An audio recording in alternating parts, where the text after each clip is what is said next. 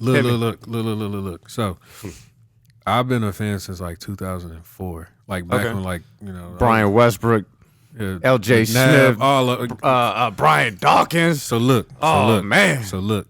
Hey, what was the homie's name on the end? The defensive end? He was gangster. Oh, I forgot his name. 04? I'm trying to remember. Yeah, 04, 05 when T.O. came. Yeah, see, it was around all that time. Uh-huh. Y'all went to the Super Bowl. It was that. I'm going to look that up later. And then we lost. Around that time, my favorite team was Ohio State, and my favorite NFL team was the Eagles. And I've been having that since like 4th grade, 5th grade. I can dig that. So, that was Alex Smith was quarterback? Yeah. Okay. Yeah, they had a cold team, bro. You know what I'm saying? I've been there since day one for both. So they just ran into them Florida boys and just got, calm down. You know what I'm saying? Hey, I remember where I was when Ohio State was playing Florida, man. I was eating some wings with my brother at right off Ann and Simmons, man, behind that Taco Bell. And Tegan Jr., dog, he took that kick return to the crib. Yeah. I was going for Ohio State. I was like, let's go. Let's go. He took it to the crib. I said, let's go. These motherfuckers jumped on him, broke his goddamn leg. Mm-hmm. Broke his fucking leg in the celebration in the end zone. You hate to see it. Oh, man. He returned that shit to the house, and then Florida just beat the shit out of him after that. Pain. Oh, you man. hate to see it. Pain. Real so, pain. Eagles fan, you say you've been rocking with them for a while, man. Who were you watching when Donovan McNabb and T.O. and Brian Westbrook and L.J. Smith and Andy Reid was going crazy? I was, but I wasn't. I'm more of like I like to check on the team, and if we're doing great, okay, cool, I'm going to keep up with it. So but this is the thing. I feel that. But this is the thing.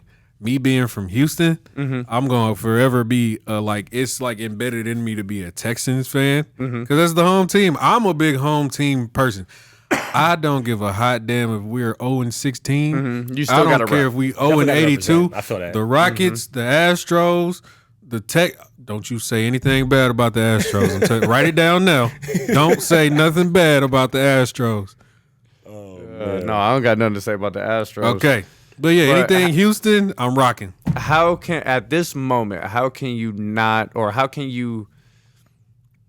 not have a good argument for C.J. Stroud being top 3 quarterback in the league? I'm saying he fired. As a fucking rookie. No. My biggest thing that I laugh about the most is you talk to any Panthers fan. They could have hot. They're sick. They're fucking sick. You know what? Quick. Yeah. Shout out to Quick. Quick, man. Hey, Quick. Hey, get back on the pod, dog, and let us know how you feel, man. Quick be every day almost he posts something about the Panthers. I could have had him. Y'all could have, How you fuck that up? How, because there's because we're not saying Bryce Young is not that guy. He is a rookie season. Yeah. Typically, that's what happens when you're on a fucking shitty ass team. But C.J. Stroud, D'Amico Ryans got them motherfucking boys believing. You know what's crazy? We always knew, like me being from Houston, we always knew that our not the team, but the actual organization was not right in the head. We always knew that. So I think it was 2012, 2013 when we went 14-2 or something like that. J.J. Watt was going crazy. Oh, yeah. It was J.J., it was Matt Shaw, we had Andre Arian Johnson. Foster, Andre Johnson. Arian Foster was that boy. People we had Brian Cushion. We had Jonathan Joseph. Brian Cushion was cold too. We had Jonathan Joseph, J.J. Watt, DJ Swearinger. Soon as Brian Cushion stopped taking steroids, he was trash. It was a wrap. Hey, homie was potential defensive player of the year. Got suspended for steroids, and then came back and was gone out the league a little bit after that. He was not good. This shit just hurts too much. That team was so fired. Was that was a really good team, and we got bounced out by the Ravens. Oh, who'd you say the quarterback was? Matt Schaub? For us, Matt Schaub. Yeah. See, Matt Schaub, he wasn't solid bad. Backup. He solid backup. Backed up Mike Vick for a long ass time. And then, when you have that supporting cast that you just named on offense, Andre Johnson and Arian Foster mainly, it's like, man, you could be able to fucking do something. Yeah. Arian Foster is low key like a Christian McCaffrey. Yeah, he's solid. He just wasn't durable. He was, but at the same time, I just don't know. I feel like certain plays that was being called by that second round, third round, you can tell everybody brain was not braining. Fuck.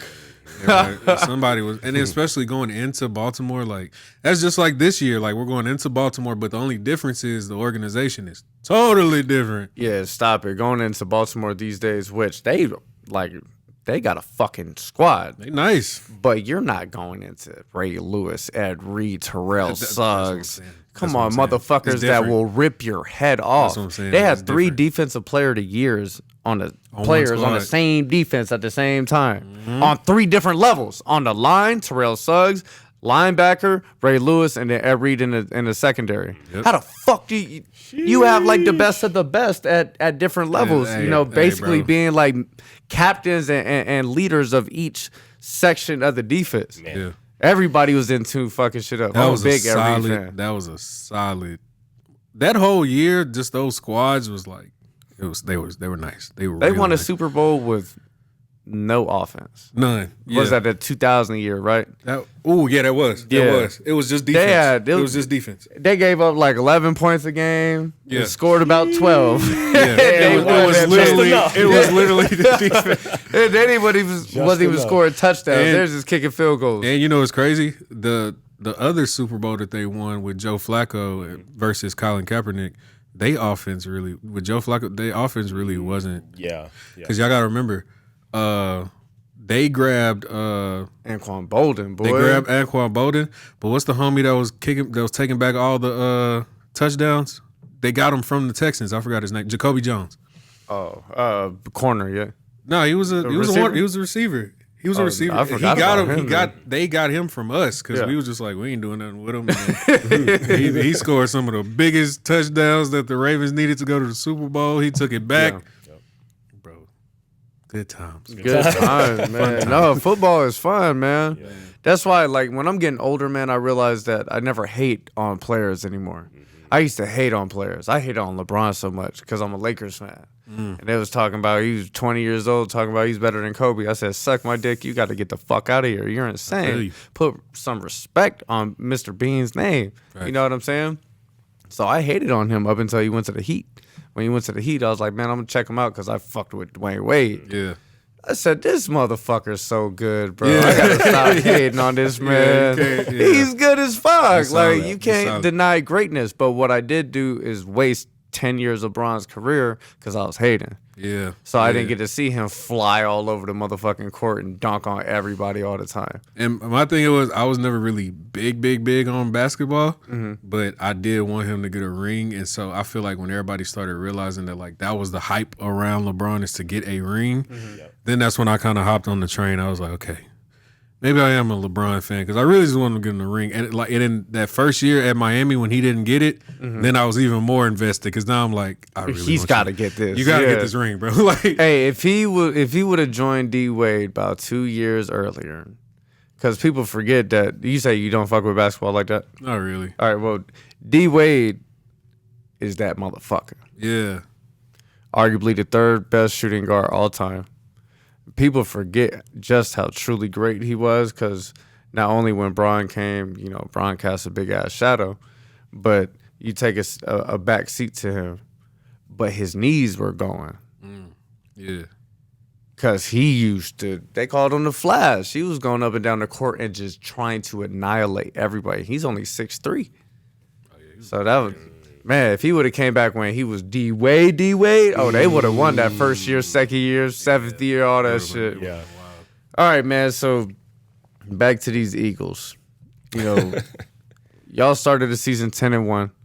Then all of a sudden, y'all just fell off a cliff. I know why we fell off the cliff. Let's hear it. I don't know how viral this is gonna go, but Jalen Hurts is trash. And I'm not saying from a trash aspect of like he don't know what to do. Mm-hmm. He knows exactly what to do. He just makes ass decisions. Mm-hmm. Like there be certain times where like he like, of course, the receivers it takes them a little bit longer to get open and stuff like that. But if you look at the last 6 games, I don't even count the playoffs because that don't count. If you look at the last 6 games, they were all like. Some of the decision making on throwing was not it. Then on top of it, the mental mistakes from special teams. It was people that was doing a fair catch at the 2-yard line or wasn't catching the ball at all, fumbling it, random crazy goofy shit. Like, why stupid shit. Then our defense, the D line is not like they were good at first, but I don't know if they switched up last minute. The defensive coordinator just switched from man to zone. I don't know what the fuck was going on, but they got like even more tired during the season. And then in the process of them getting more tired during the season, now our DBs have to work even harder trying to stay up with these receivers, knowing that these receivers is going they gonna cut you up. Bro. By the time we actually got down packed of what was going on, it was too late. Too late. Mm-hmm. It's crazy too because your guys' defensive line depth and talent is outrageous.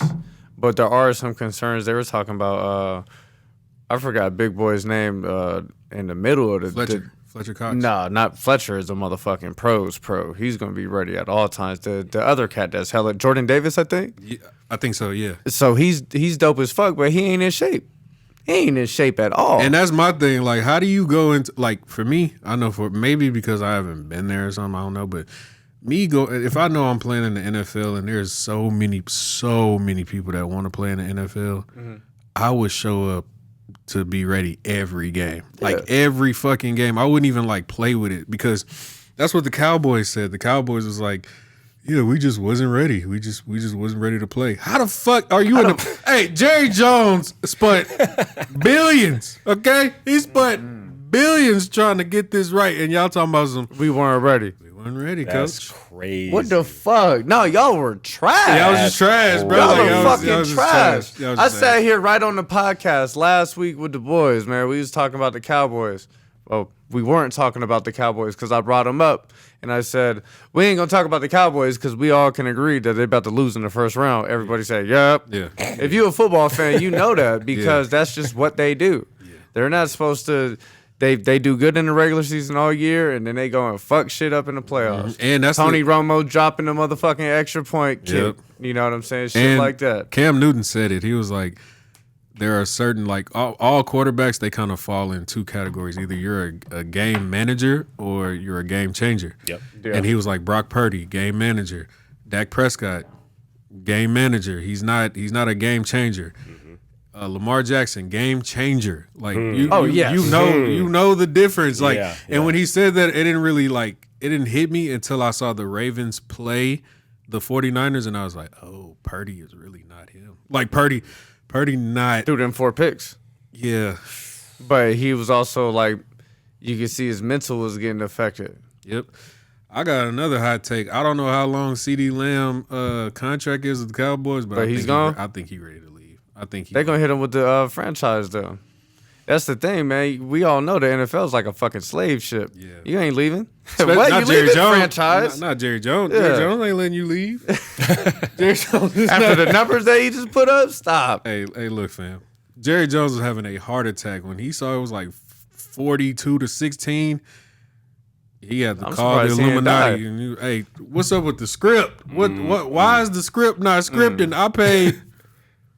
I paid my good on money for this team. That part. And y'all ain't doing what y'all supposed to do. And you know what's crazy? Us in Texas, we already know the game. Like everybody feel like they're the superior team. America feels like that's the America's team. The only thing is, in Texas, we don't give a fuck. Like we never care. Like if you from Dallas, of course you love the Cowboys. Sure. Yeah. Every other city, we don't give a fuck about the Cowboys. Just everybody else around the fucking country does. Yeah, we don't which I don't understand shit. Why. They've won like I don't even know they when won like 2 playoff games in 30 years or some shit. Yeah, like how y'all America's team? Y'all ain't won shit for America. That's some good marketing. If you know, humans are slow to change though. You know what I mean? It's like I don't know what like made it the staple or whatever, but we need to change it. It should be the Chiefs. I think it might be the fact of like when the NFL got the most of its notoriety, color television was coming around. Just they were winning a lot around that time. You got Troy Aikman, who looks great, greatest quarterback. You got Emmitt Smith, and then the teams before that, just the whole package, they were a really good team for a really long time. So with that being said, if my parents was a Cowboys fan, probably meant I'm a Cowboys fan because they screaming and going, you know what I'm saying? They going crazy. Sheep gonna be sheep. Yeah, for sure. Sheep gonna be sheep. For sure. Yeah, I feel that. Me, I feel that. I never liked the Cowboys. I didn't give a fuck about Man, the Cowboys. fuck the And then when I was an Eagles fan, we used to. Oh, that's even worse. My uncle is a diehard Cowboys fan. So y'all just beefing. He's beating your ass. How much older is he than you? Oh, he quite a bit. He's my dad's brother. So all right, so he was beating your ass and my shit. dad 50, 51, so he was older than him. So he got to be in his late 60s.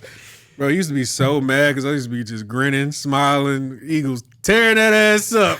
Yeah, he could. He's just sitting there. I'm like, So how'd you feel? How was the dynamic when T.O. went from the Eagles to the Cowboys? We didn't give a fuck because his attitude was weird. He back then was the AB now. Oh shit! Like how AB be acting. Yeah, I feel like for sure. That's how we felt about T.O. So To an extent, AB, we all can agree that motherfucker got problems. He didn't always. He T.O. was always just like a diva. Yeah, T.O. was a diva. Yeah. For sure. But AB was okay at first. No, when he started getting the juice, like after he put up like his second or third All-Pro season, he said, "Can't nobody tell me shit." I think a lot of people think that when he had that really big hit, CTE taking over and shit. CT taking over because when everybody's saying like he was such a different person when he was playing. As soon as that hit happened and he was out for like a few weeks, maybe it changed something. That's what CTE does. It's like a personality switch. Like it's however you thought you was playing, or however you thought you was acting. It's a totally like a mind thing. So I mean, you can't rule that out. These motherfuckers are getting in like repetitive car crashes every Sunday and shit. Yeah, facts. Well, any of y'all strap on minimal equipment and have a bodybuilder that runs a 4.4 run at you full speed he benched 560 or some crazy get paid shit. to fucking annihilate you? Nah, no thank you. No thank you. For $1 million? Get the fuck out of here. I'm good. Get the fuck. There's motherfuckers selling toys on Amazon and shit, making more money than some of these motherfuckers. They're not getting in car crashes. Fuck that. Literally, shout out to the weed man.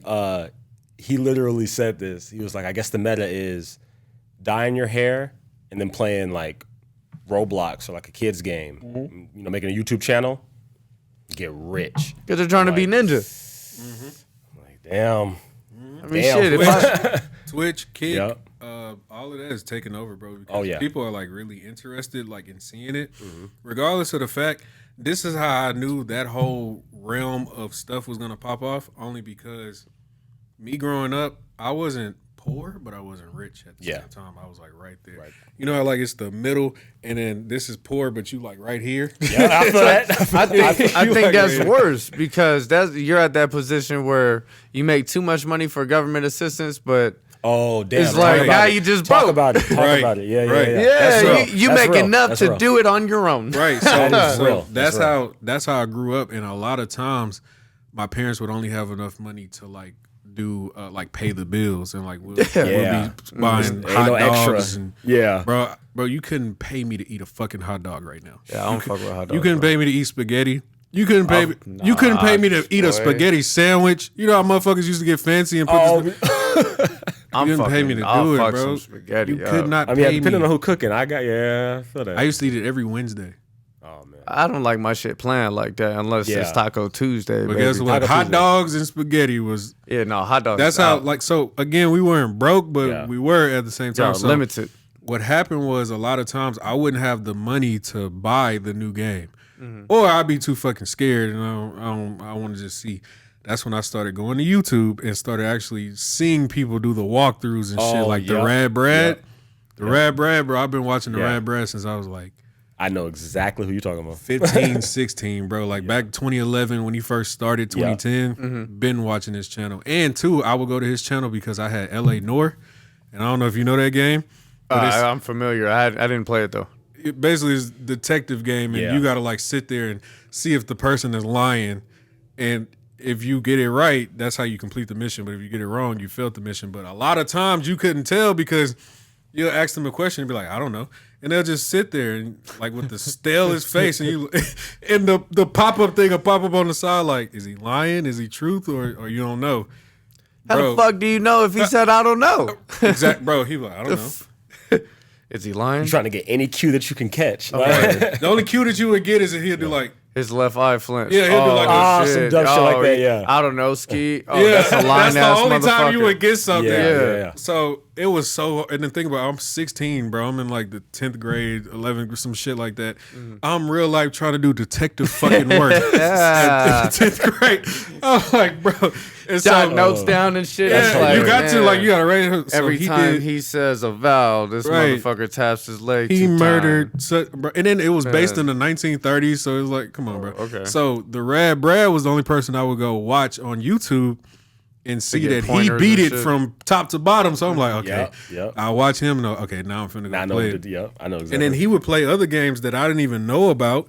So now I'm just connected to his fucking page, and I just like him as a person because one, I can't see him, I just hear his voice, and he's playing the game fully through. Because you're just getting straight passion. Yeah. And I'm assuming he's good at the fucking game. He's good at it. So good at you it, got yeah. passion, Yeah. somebody that can speak well and Right. break things down for you and then kick ass on the game too. Right, and then too, Yeah. like I said, I didn't have the money, and a lot of kids around my age, we didn't have the money to go spend $60, Yeah. $50 on a brand new video game, but he Stop would. it. Boy, I'm selling something. I'm about to go I get didn't this. fucking know. I I didn't get have that. it, bro. I didn't have that. it. So again, that's when I knew I was like, damn, this type of stuff could really pop off, and I didn't know I didn't even know he was making money from it at that time, and he probably wasn't. Yeah. But after a while, somebody probably put him on game and Google AdSense and this and this and this, and then I saw even more people doing it. So I was a little late to the Twitch realm. Are you I on there now? seen that heard of horizon. it. I seen Yeah, it. of course. seen I that heard horizon, I heard of it before, but I didn't know like how good, how big it was until one of my homegirls, she was like watching Kai Cenat. This was like December of like 22. And this like Kai was already big kind of by then, but I didn't know of him. And then I would just hear her in the other room, and he would just be screaming his ass off about shit. And I'm like, what is she watching? Like, what the fuck is that? And so eventually that's when I realized, oh, it's Kai, and he's part of the whole group and all that. But by then, bro was already making like 80 grand a month, 100 grand a month off of streaming, off of just talking shit.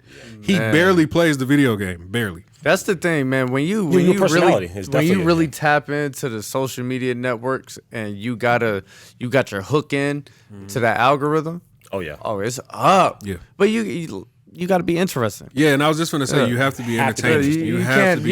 You gotta be able to talk that shit too. So no, Yeah. like, but going back, like the early Twitch days, early YouTube, I know exactly, especially Twitch. Like my little brother, like not even to brag, like he's that guy. He plays Yeah. these fucking video games. Yeah.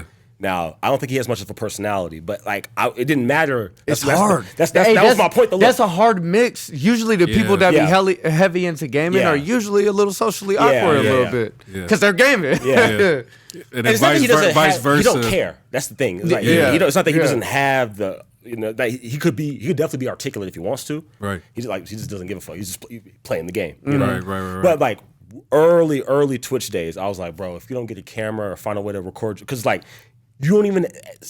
There was a niche where you didn't even have to talk. Yeah. You didn't even have because if the gameplay was that good, You You could need just to- put He was like one of some them- he was one of music them guys, yeah. underneath. huh? yeah. Man, yeah, I was that's trying a to good get on idea. like way like in the inception, like we was like, I don't know if you make a money for real, but it's like, but I could see it. You know what I mean? Yeah. No, it's still a really big. It's still a really Oh, that shit blew big. the fuck up. Like It's and anybody can do it now. Yeah, It's yeah. just like, you have to be some sort of entertainer, whether your Yeah. talent is entertaining Yeah. Or you your the mouth. person. But if it's both, it's a wrap. Yeah. It's a wrap. Yeah, man, You got like both? like you brought it before at numerous times. Kenny Beats is fucking awesome. Bro. Yeah. I had all Yeah. of these guys. Like I was just locked in during the pandemic. Like Mixed by Ali. Like everybody was just streaming. Yeah. You know what I'm Yeah. saying? Hey, So his I'm shit doing is it just to get the good. notes and get the sauce. You know what I mean? yeah.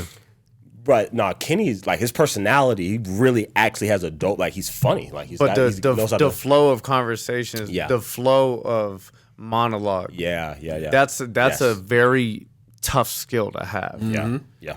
but that motherfucker's got it. Yeah, Shout out to Kitty Dead Beats, ass, bro. I'm like, and he's seen it too. He'd be like, somebody will ask him something deep about the industry, and he's giving like, not sugarcoating shit, real life answers, right? Yeah. And he'll talk for 20 minutes straight. Then he'll get up and start playing the fuck out of his drums. Like you see in the shot right behind him. Like he'll just get up, sit down, and just start fucking drum. I'm like, like the fucking COVID. That's what I gotta do. And see, I'm not gonna lie to you. That's kind of the realm I'm in now, especially when it comes to like teaching and stuff like that. Kyle will tell you, I keep it clear, raw, uncut. Yes. I don't give a fuck. I'm gonna tell you exactly what's going on in the industry, because I feel like me, one, having like a paywall behind what I'm saying, and then two, me not even telling you the truth. For what? Like, you know what I'm saying? Like, it just You need to be prepared. Yeah, like if this is what you want to do, you need to understand what the fuck you're getting yourself into. Yeah. Facts. Yeah, and I feel like a lot of people sugarcoat that. Oh, 100%. It's 100%. I think it's two. One, it's a sugarcoat thing. Two, it's a money play, because I feel like a lot of people feel like they wasn't talented in the first fucking place. They kind of just got there on a hope and a prayer, and it just so happened that I got my beat placed on this Travis Scott album, or you know what I'm saying? Like a lot of people don't. That's real as fuck. Yeah. A lot of people don't even expect themselves to be at that point. And not to get all weird, I was reading a book not too long ago. It's called The Expectation Effect. I love it. We read books on Talk Smack with Mac. Look. The book was called The Expectation Effect. And basically, the biggest take that I got from the book is basically saying, your expectation is your reality. So whatever you're expecting to happen, whatever you're expecting to see, Yes. whatever you're expecting someone to do for you or to you or something like that, that dictates your reality. So That's real shit. Yeah. because So- you'll start You'll start overthinking it, moving, overanalyzing it. Yeah. exactly. And then it's So- gonna become you. Exactly. Yeah. So just off that alone, I just started moving different. I just started just fully figuring out ways. And like I said, like me sugarcoating anything to the upcoming engineers that never been there before and stuff like that, they're gonna expect more from me. And then two, the people that do hold stuff back and stuff like that, you just giving a false reality of what these people are supposed to be really doing. Yeah. Because they did it to me. Like I didn't have no mentors and none of that shit, bro. I went to YouTube University. Talk about it. Bro, I went to Miyagi. Talk YouTube about and it. I just figured shit out, and I Talk lost about it. plenty of sessions. Bro. That's the worst, man. I did it. Hey, anything you can possibly do, Yeah. I did. I didn't accidentally renamed the session to something else, and then now that file is And then- totally gone. I didn't did it all, bro. Yeah. I didn't did everything you could possibly do. And you know what? To that point, I always like to emphasize this too. People are scared to fail because, like, again, this society, the social media, everybody glamorizes. Of course, you ain't gonna post your L. You're not. You only gonna post your W. You only not. gonna post when you in the whatever moment. with the peoples and everybody's having a great time. Of course, you know what I mean. Yeah, and it's again the expectation of Yes. it. Because at the end of Yes. the day, like if I was to tell you certain stuff that I went through Yeah. before I even got to Atlantic, Yeah. you probably wouldn't believe it. Like I done been through shootouts, I done been through everything. Like me in the car and the homie got shot and I didn't get shot at all. I done been through everything, bro. Shit. My house got burned down, so I couldn't move back to Houston. I done been through everything. Sheesh. So again, I don't sugarcoat shit because why would I sugarcoat it to you? Yeah. And you need to know this information. Yeah. I'm tired of hearing artists and they say, man, the session was cool, the studio was fire, but the engineer was trash. You know how many times I hear that shit, bro? Hopefully not that many times. Plenty. Hey, I think I'm just lucky because the homies that I have around me are fire at what they do. Man, look, let me tell you something, bro. Especially in LA. Especially in LA. Oh, even more. Especially in New York. Both Oh of them. damn. Both of them. Okay. You think And it's look- just because it's diluted with so many people trying to do it that not that No. many people are going serious? That's part of it. And then two, I think a lot of people lie. I think a lot of people lie about their credentials. I think a lot of people lie about how good they are. I think a lot of people lie to get their way into a situation. It's kind of like you lying to go work at the plant, the chemical plant, and you know full fucking well you don't know how any of these chemicals, blend, mix anything. But you there because it pays $100K a year. Yeah. Remember, like I say too, I like to lead with this. You're only as good, like in our profession. Shout out to Ali. You're only as good as your last mix. Yeah. So I got placements and stuff, but I'm like, I don't talk like that. If anything, if you want to hear my work, I'll play you stuff. I was doing 2 mixes today, literally today. I'm like, I'll play you that. Yeah. That's war. That's me. That's where my Facts. At what point do you say, okay, faking it till you make it, is this acceptable? Versus, hey, you're crossing the line and you're fucking up. The only time it makes sense is for people that really get the most bang from it. So if you're really not that good and your artist that you work with is massive or bubbling up and they haven't realized you're not as good, or they just deal with you losing sessions, or they just be like, oh, fuck it, that's just regular engineer shit, until they meet somebody like me, and then they actually see what's going on. Yeah, I feel you. That's why a lot of times, bro, yeah. when I moved to LA, I worked with Atlantic and I did all that shit. After I left Atlantic, I was trying to purposely not do sessions. I was trying to purposely not do it because I knew for a fact, if, not calling no names out, if artist A calls me, bro, this engineer's fucking trash, bro, I need you to pull up right now. This engineer's ass. If I pulled up, I was stealing your job. I knew that off rip. I knew I was going to take your job. That's why I didn't want to pull up. And me trying to give everybody a shot and an opportunity, I don't want to do that. Yeah. I don't want to take your job. I don't. Yeah. One, I don't have time to. And then two, I want you to learn from me versus them just kicking you out of the chair, because a lot of people are nice about it. A lot of people not. Travis will just kick you the fuck out of the studio. I feel like, man, you got to be aware as an engineer or just as a person in business, like, look at how much money this dude's got. You think his time isn't fucking valuable, and if you're over here fucking up or just going slow, or you ain't using shortcuts to save time and shit, do you think that's acceptable? To certain people, they do. Yeah. To certain engineers, producers that engineer all of it, they do, bro. They don't. And again, that's the gap. That's the mental gap that I feel like when you're there, when you made it to the Super Bowl, you get how to play in the Super Bowl. Yeah. A lot of people, they know how to play football. They've played football before. They've been with the team, but have they been to the Super Bowl? No, they haven't. They've never been there, and they'll never know what it's like to be there, because it's a mental processing thing. I'm not showing up to no session unprepared. Yes. I'm not showing up to no session without my template. I'm not showing up to no session right. If it starts at 8, I'm not showing up at 8. I'm not, bro. I'm showing up an hour ahead of time. Why?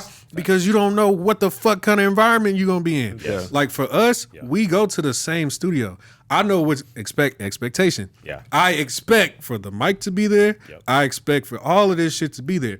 But who's to say one day we walk in, the session started at 8, we got there at 7:50, and the mic is nowhere to be found. That changes your reality very fast. Like that switches up really quick. I've said this to I have a couple of up and coming engineers that I help try to kind of tutor and try to help out. He knows. I tell people this too, like just painting the reality. I said, and I'm giving a real situation. That symphony, that interface in X.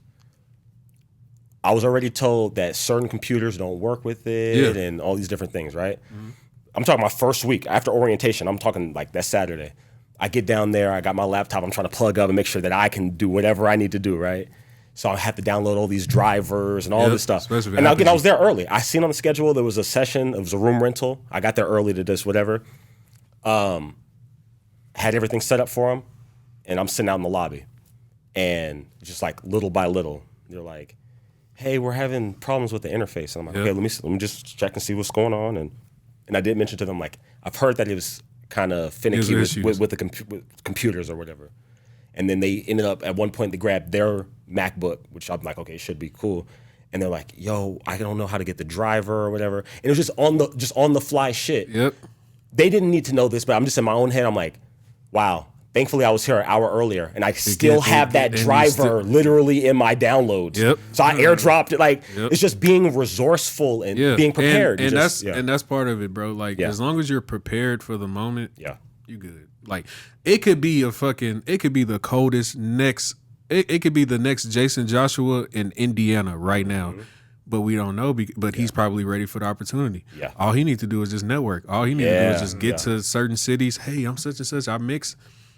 I hate that a lot of engineers, producers, they don't network.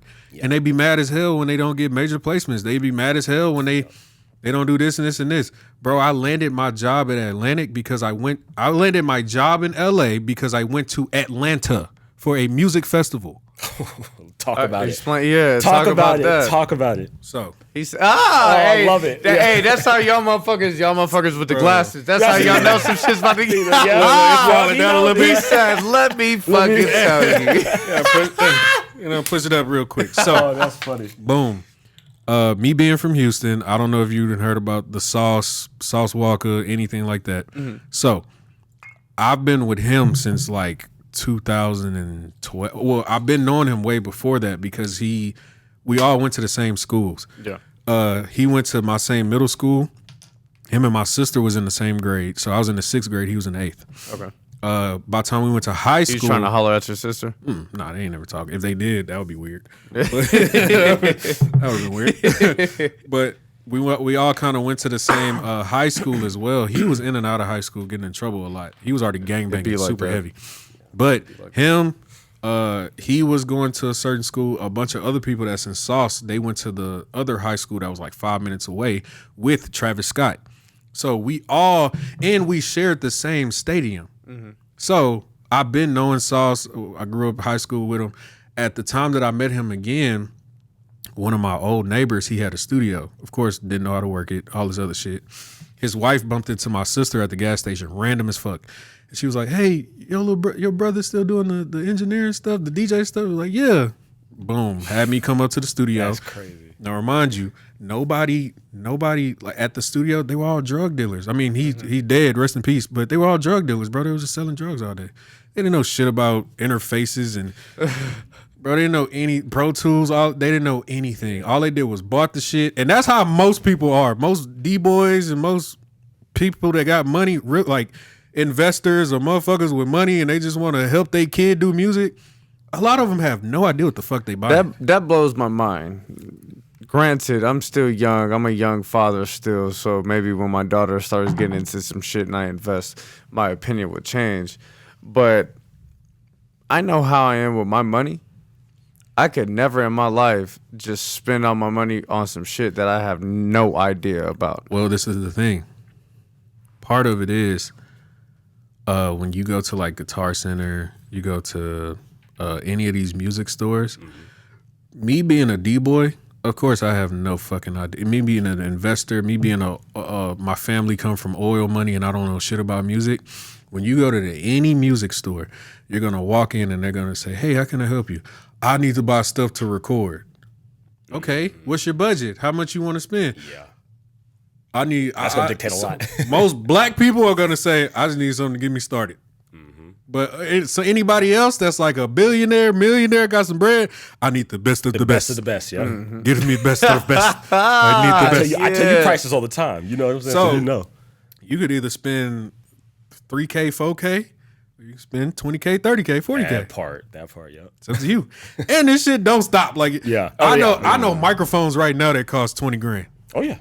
Oh, I bet. I've heard about interfaces that cost like $20,000. Not even interfaces, converters. Yeah, that cost 20, 30, 40K. So what happened was, boom, I didn't have no kind of contact with Sauce. He just so happened to come by the studio because he knew one of the D-boys. Yeah.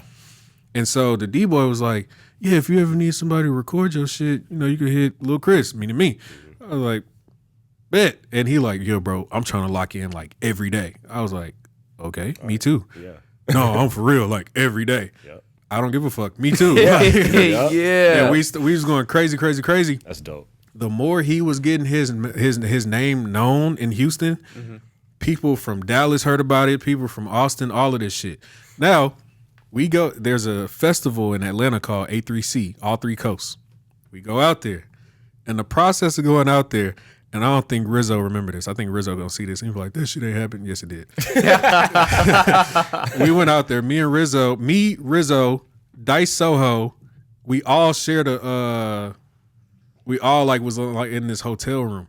And it was mostly me and Rizzo. Rizzo was talking to this publicist, so he was trying to talk to her. And the publicist, she already worked at Hip Hop DX, but she's from Dallas. So she stayed in LA, but she's from Dallas. She went to A3C. Rizzo was trying to talk to her. Yeah. It didn't happen. Yeah. But in the process of him trying to talk to her, I was telling her, I was like, yo, me and him might move to LA. She was like, oh, dope. Yeah, if y'all do, let me know. I'll connect you with who I know, da-da-da-da-da. Cool. That's the networking you're talking. Literally network, full bro. circle. Network. And so, boom. After I networked with her, I moved, me and Rizzo, my homie, we moved to LA December 16th of 2016 or something like that.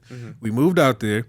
We was Airbnb-ing it for the longest because we couldn't find no fucking apartment. Yeah. In the span of I'm assuming y'all had like a fat stack of dough saved up before you went? Or y'all was just figuring it out? We was just figuring it out, Man, bro. that's real. You know what's That's crazy? real. That shit is scary, bro. Hey, you know what's crazy? In LA too, of all places. You gotta be homeless quick. This even wilder. This even crazier part, bro. Airbnb. I got an Airbnb for a month that was $1,600, but we was in East LA. You know, East LA, they hate black people. They hate black But people. $1,600 for the month. It's You like, can't beat that. we gotta figure that. We gotta, yeah. You said this is in 16? End of 2016, going into 2017. Okay, so Airbnb was still like It was known, but it wasn't. Like, Okay, it was 16 motherfucking hundred, boy, and you in LA, East LA. I don't give a fuck what part. If you're in LA, shit, you gotta do that. And this the crazy part. Anybody want to fact check me? I still got the motherfucking receipts. I got the Airbnb. I got the Airbnb app on my phone. He said, "I'll show you." I got everything. But Stop playing. So after we did that, we found like a little apartment loft condo kind of situation by the airport. But around that time, my homie Rizzo, he was trying to like pimp, and he was trying to do this, and this, and it just really wasn't working.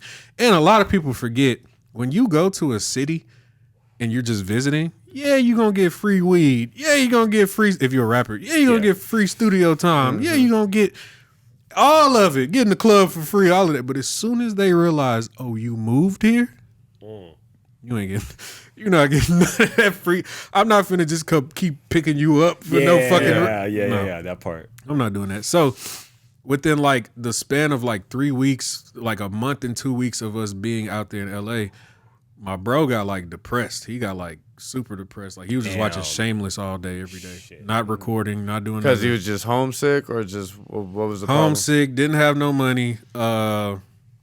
We can't go to the studio whenever we want to. He can't be a rapper. He can't rap. He can't do whatever he wants. Yeah. So at that point, just the effect of being in the new city, basically. Yeah, reality. So randomly as fuck, at the end of January, my house burned down in Houston. Shit. House burned down.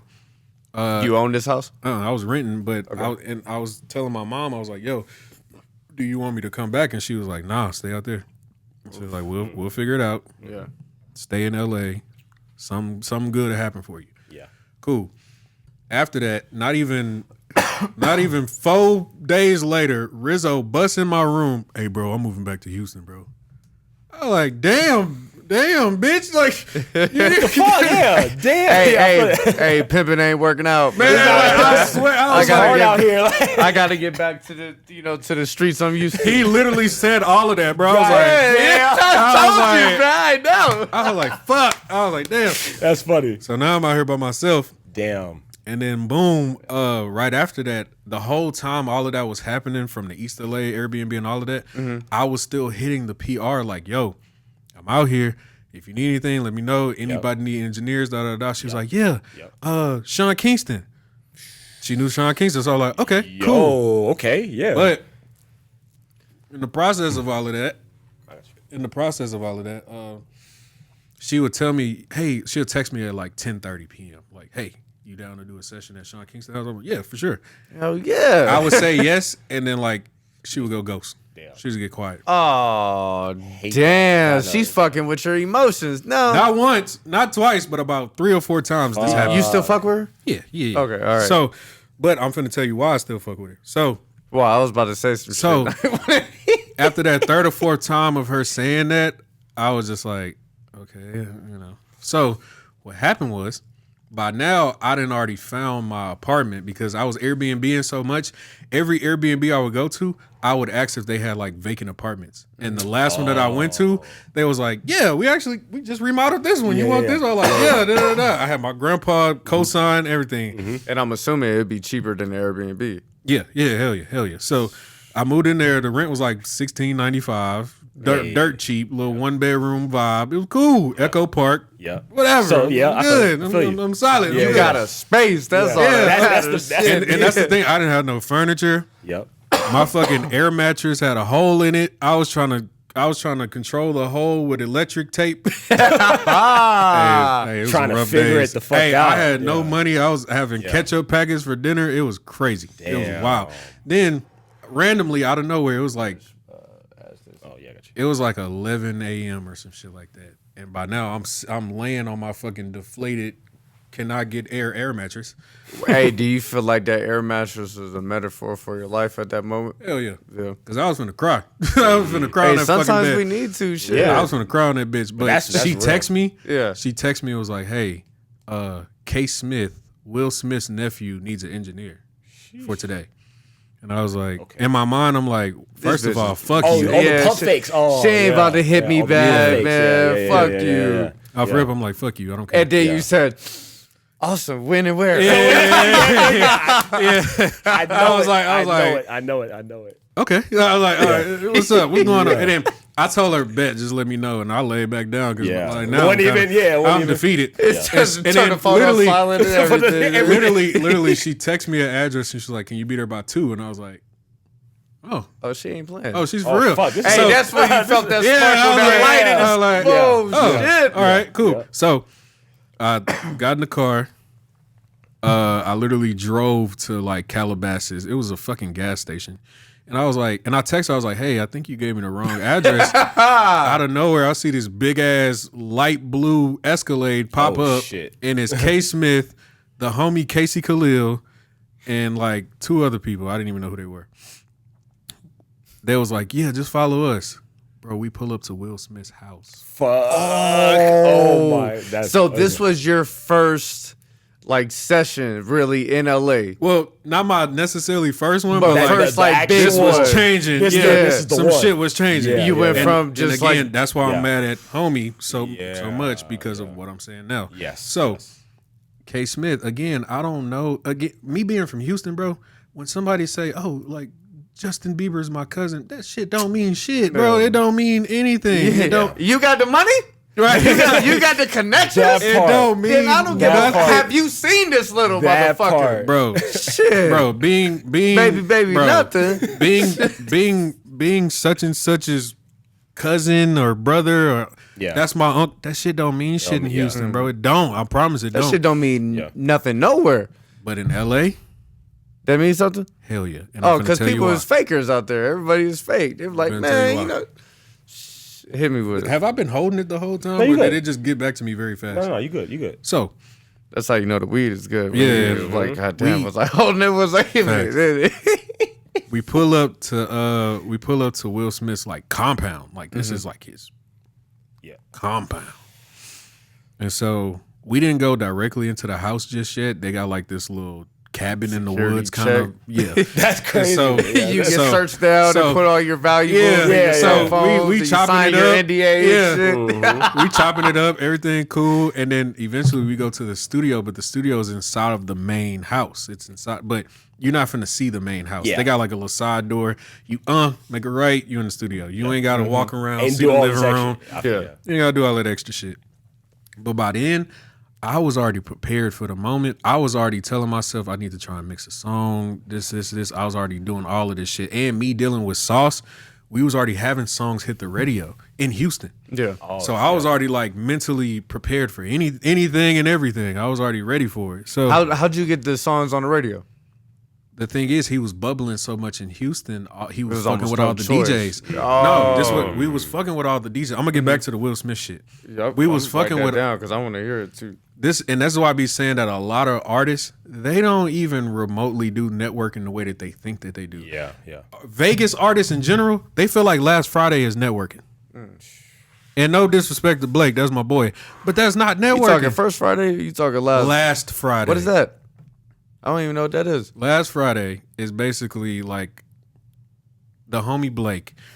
He puts together like an event space, and basically the last Friday of every month, he lets all these Vegas local acts perform. All you got to do is just write your name on the thing, or hit him ahead of time and say, "Hey, bro, I'm Kyle, and I want to perform at 10:30 p.m." Yeah. If they don't have no headliner for that night, you're performing at 10:30. You got to pay a fee? No. That's the idea behind that is dope. In my experience, I don't understand. I feel like undoubtedly there's talent in the city, but the ego side of it is what gets me. You know? Yeah. It's like the ego side drives me fucking insane. Yeah, it's like because one, you ain't Miyagi, I ain't you. Yeah.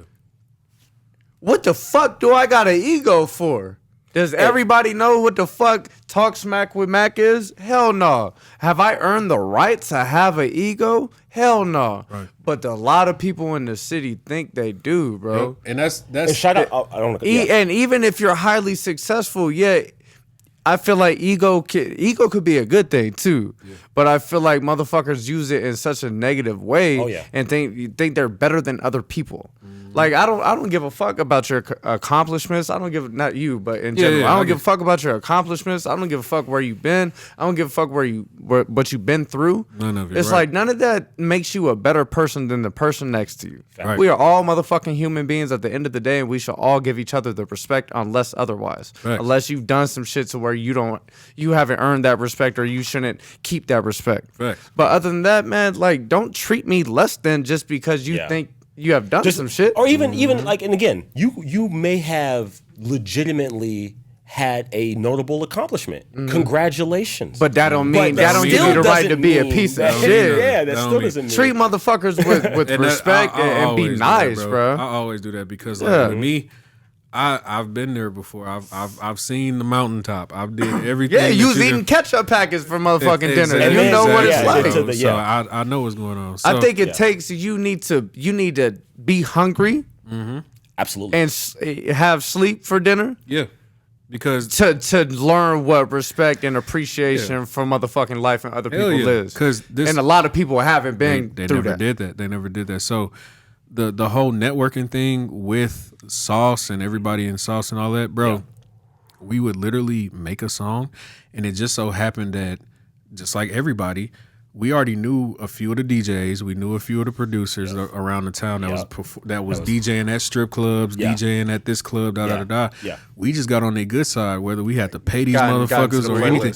We got on their good side because they were fucking with us to begin with. They just knew they knew the sauce from the streets. They already knew everybody from doing street shit. So by the time we actually started like making these songs and fully wanting to like fully put them together and shit like that. Yep. We would make the song, take it up to the DJ at that was DJing at the club, and we would make him play it in the club. On like a Tuesday night or like a random ass night.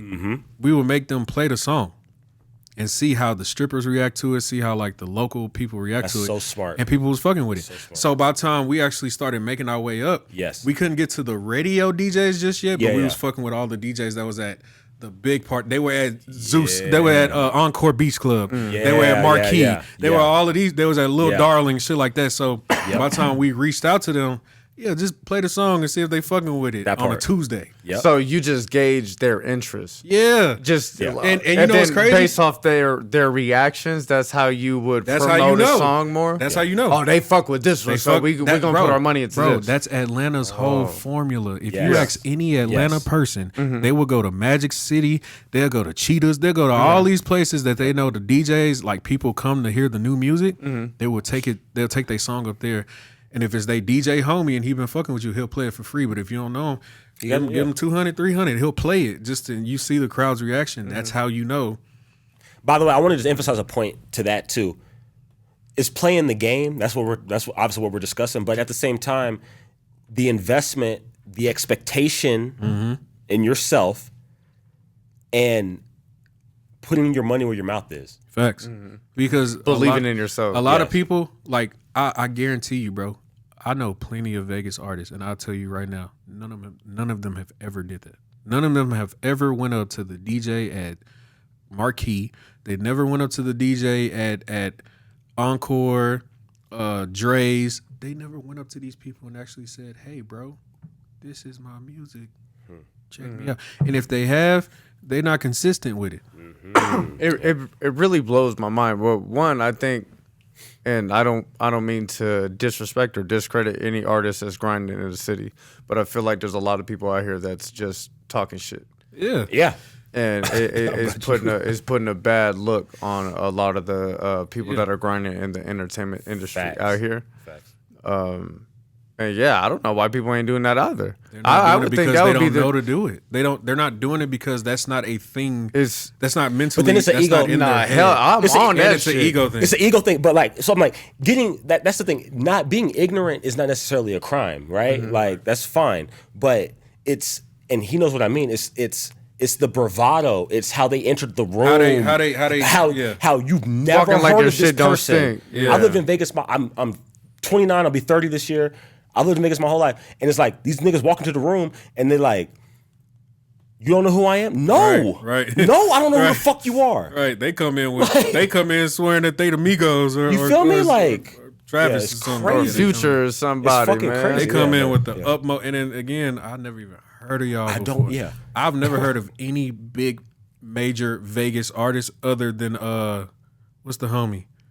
Homie on the east side, motherfucking Dizzy. Dizzy. Yeah. That's I was the gonna say only Dizzy. I person- already know. This is always That's Dizzy. the only person I ever heard of. It's always from Vegas. Dizzy. Shout out to Dizzy Only Wright. person. So, East side Vegas, man, representing. Yeah. so back to the Will Smith shit. By That now, boy is gangster with these motherfucking transitions, boy. Yeah, you making yeah, my he does. job That's easy. how I back, Shout back, back. You does this. That's what it is. So, in the process of me being there, I did the session with K. Smith. Yes. By now, me being in like a mansion and all that shit, it still don't really matter to me. You know what I'm saying? Because you can. It's not yours. It ain't mine. I It ain't feel K. that. Smith's. It I ain't. feel that, It's yeah. Will Smith's house. Was Will there?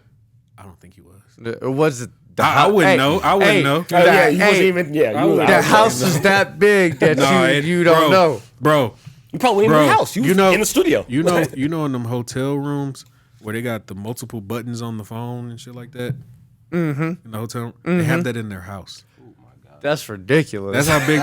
That's how big this house is. Like if you want to talk to Willow, you just hit the button on the phone. Willow, no. Jaden, yes. That's crazy. That means your man. house is. That's a big ass house. You can't even yell and they can hear you. Yeah, exactly. Yeah, that's crazy. You have to hit the phone. The intercom. You have the the whole intercom. intercom system in the house. Exactly. So Hilarious. I did a session there with him and the Did you have a maid? Like, did they let you have a maid? And I don't shit? think they did. No, I don't think they did. that should have been wild. We did a session there with him and the homie Casey Khalil. Casey, yep. We did the session, and he was like, "Damn, bro, you dope, bro. You talented. Can you come back like? That's dope. Can you come back like tomorrow?" I was like, "Yeah, I don't see why not." How'd you feel on the inside when he asked you? It was dope, but I still like. I don't know shit. Like you know what I'm saying? Like I don't know anything. As far as like how far that relationship was gonna go. Right. So I pulled up the next day. By now they just gave me the address. I did. Oh, that's dope. The max I did, it was like 3 sessions there. And he was like, "Damn, bro." He like pulled me to the side and he was like, "Bro, man, bro, I'm gonna tell all my homies about you. Like, bro, like you dope. Like you solid. That's You what fire." that's I what was you like, need. That's the dope. break. And then still in my mind, it still never hit me because I'm like, you telling your homies about me in Houston, that don't mean shit. Like, you know what I'm saying? Like, it still never dawned on me that Yeah. you telling your homies about me don't mean nothing.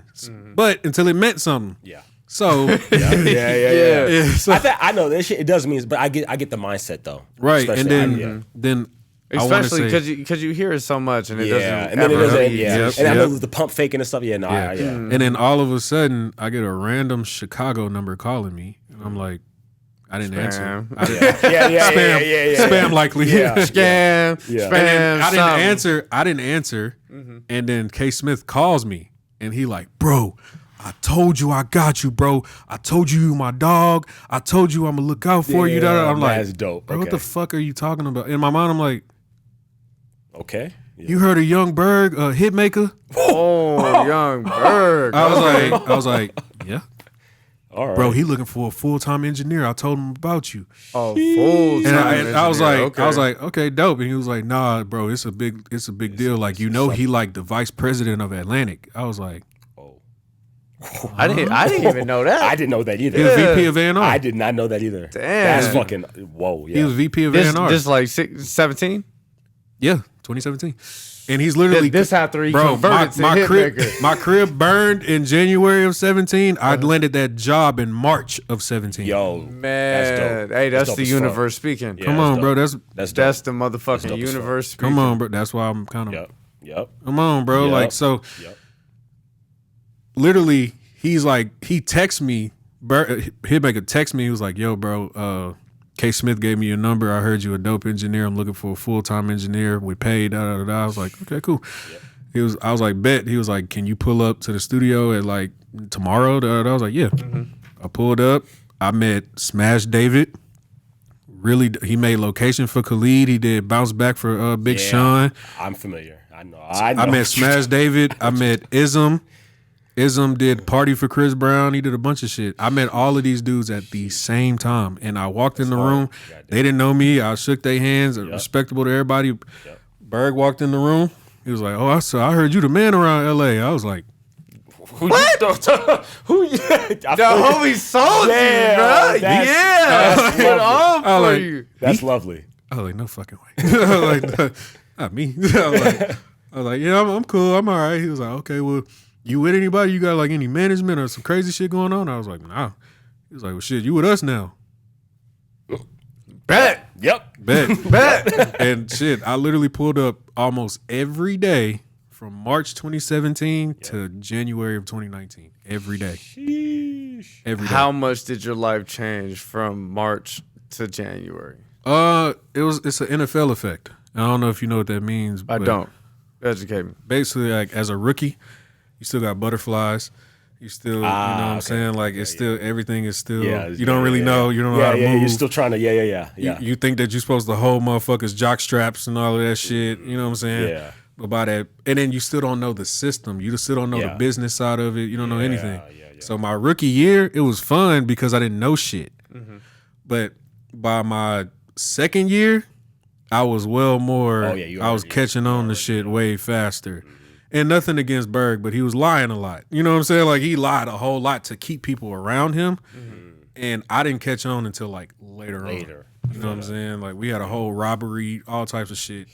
That's when I had to start realizing what the fuck is going on. It's a dirty cold game. It's a crazy game. Entertainment industry, bro. Not saying that he had anything to do with the robbery. Yeah. Not saying that anybody. I don't know. We really don't know what happened. Yeah. But at the same time, still, it was a lot of shit that was happening like in my second year. You know what I'm saying? Like in the second year of this shit is kind of wild. You know what I'm saying? Like, It's kind of crazy. So like I'm sure you were like, damn, is this the fucking norm? Like exactly. this you're having all the fucking time? Like it's been a little while. Exactly. So past that, the only thing it was cool because we was doing major placements and we was doing big songs and shit like that.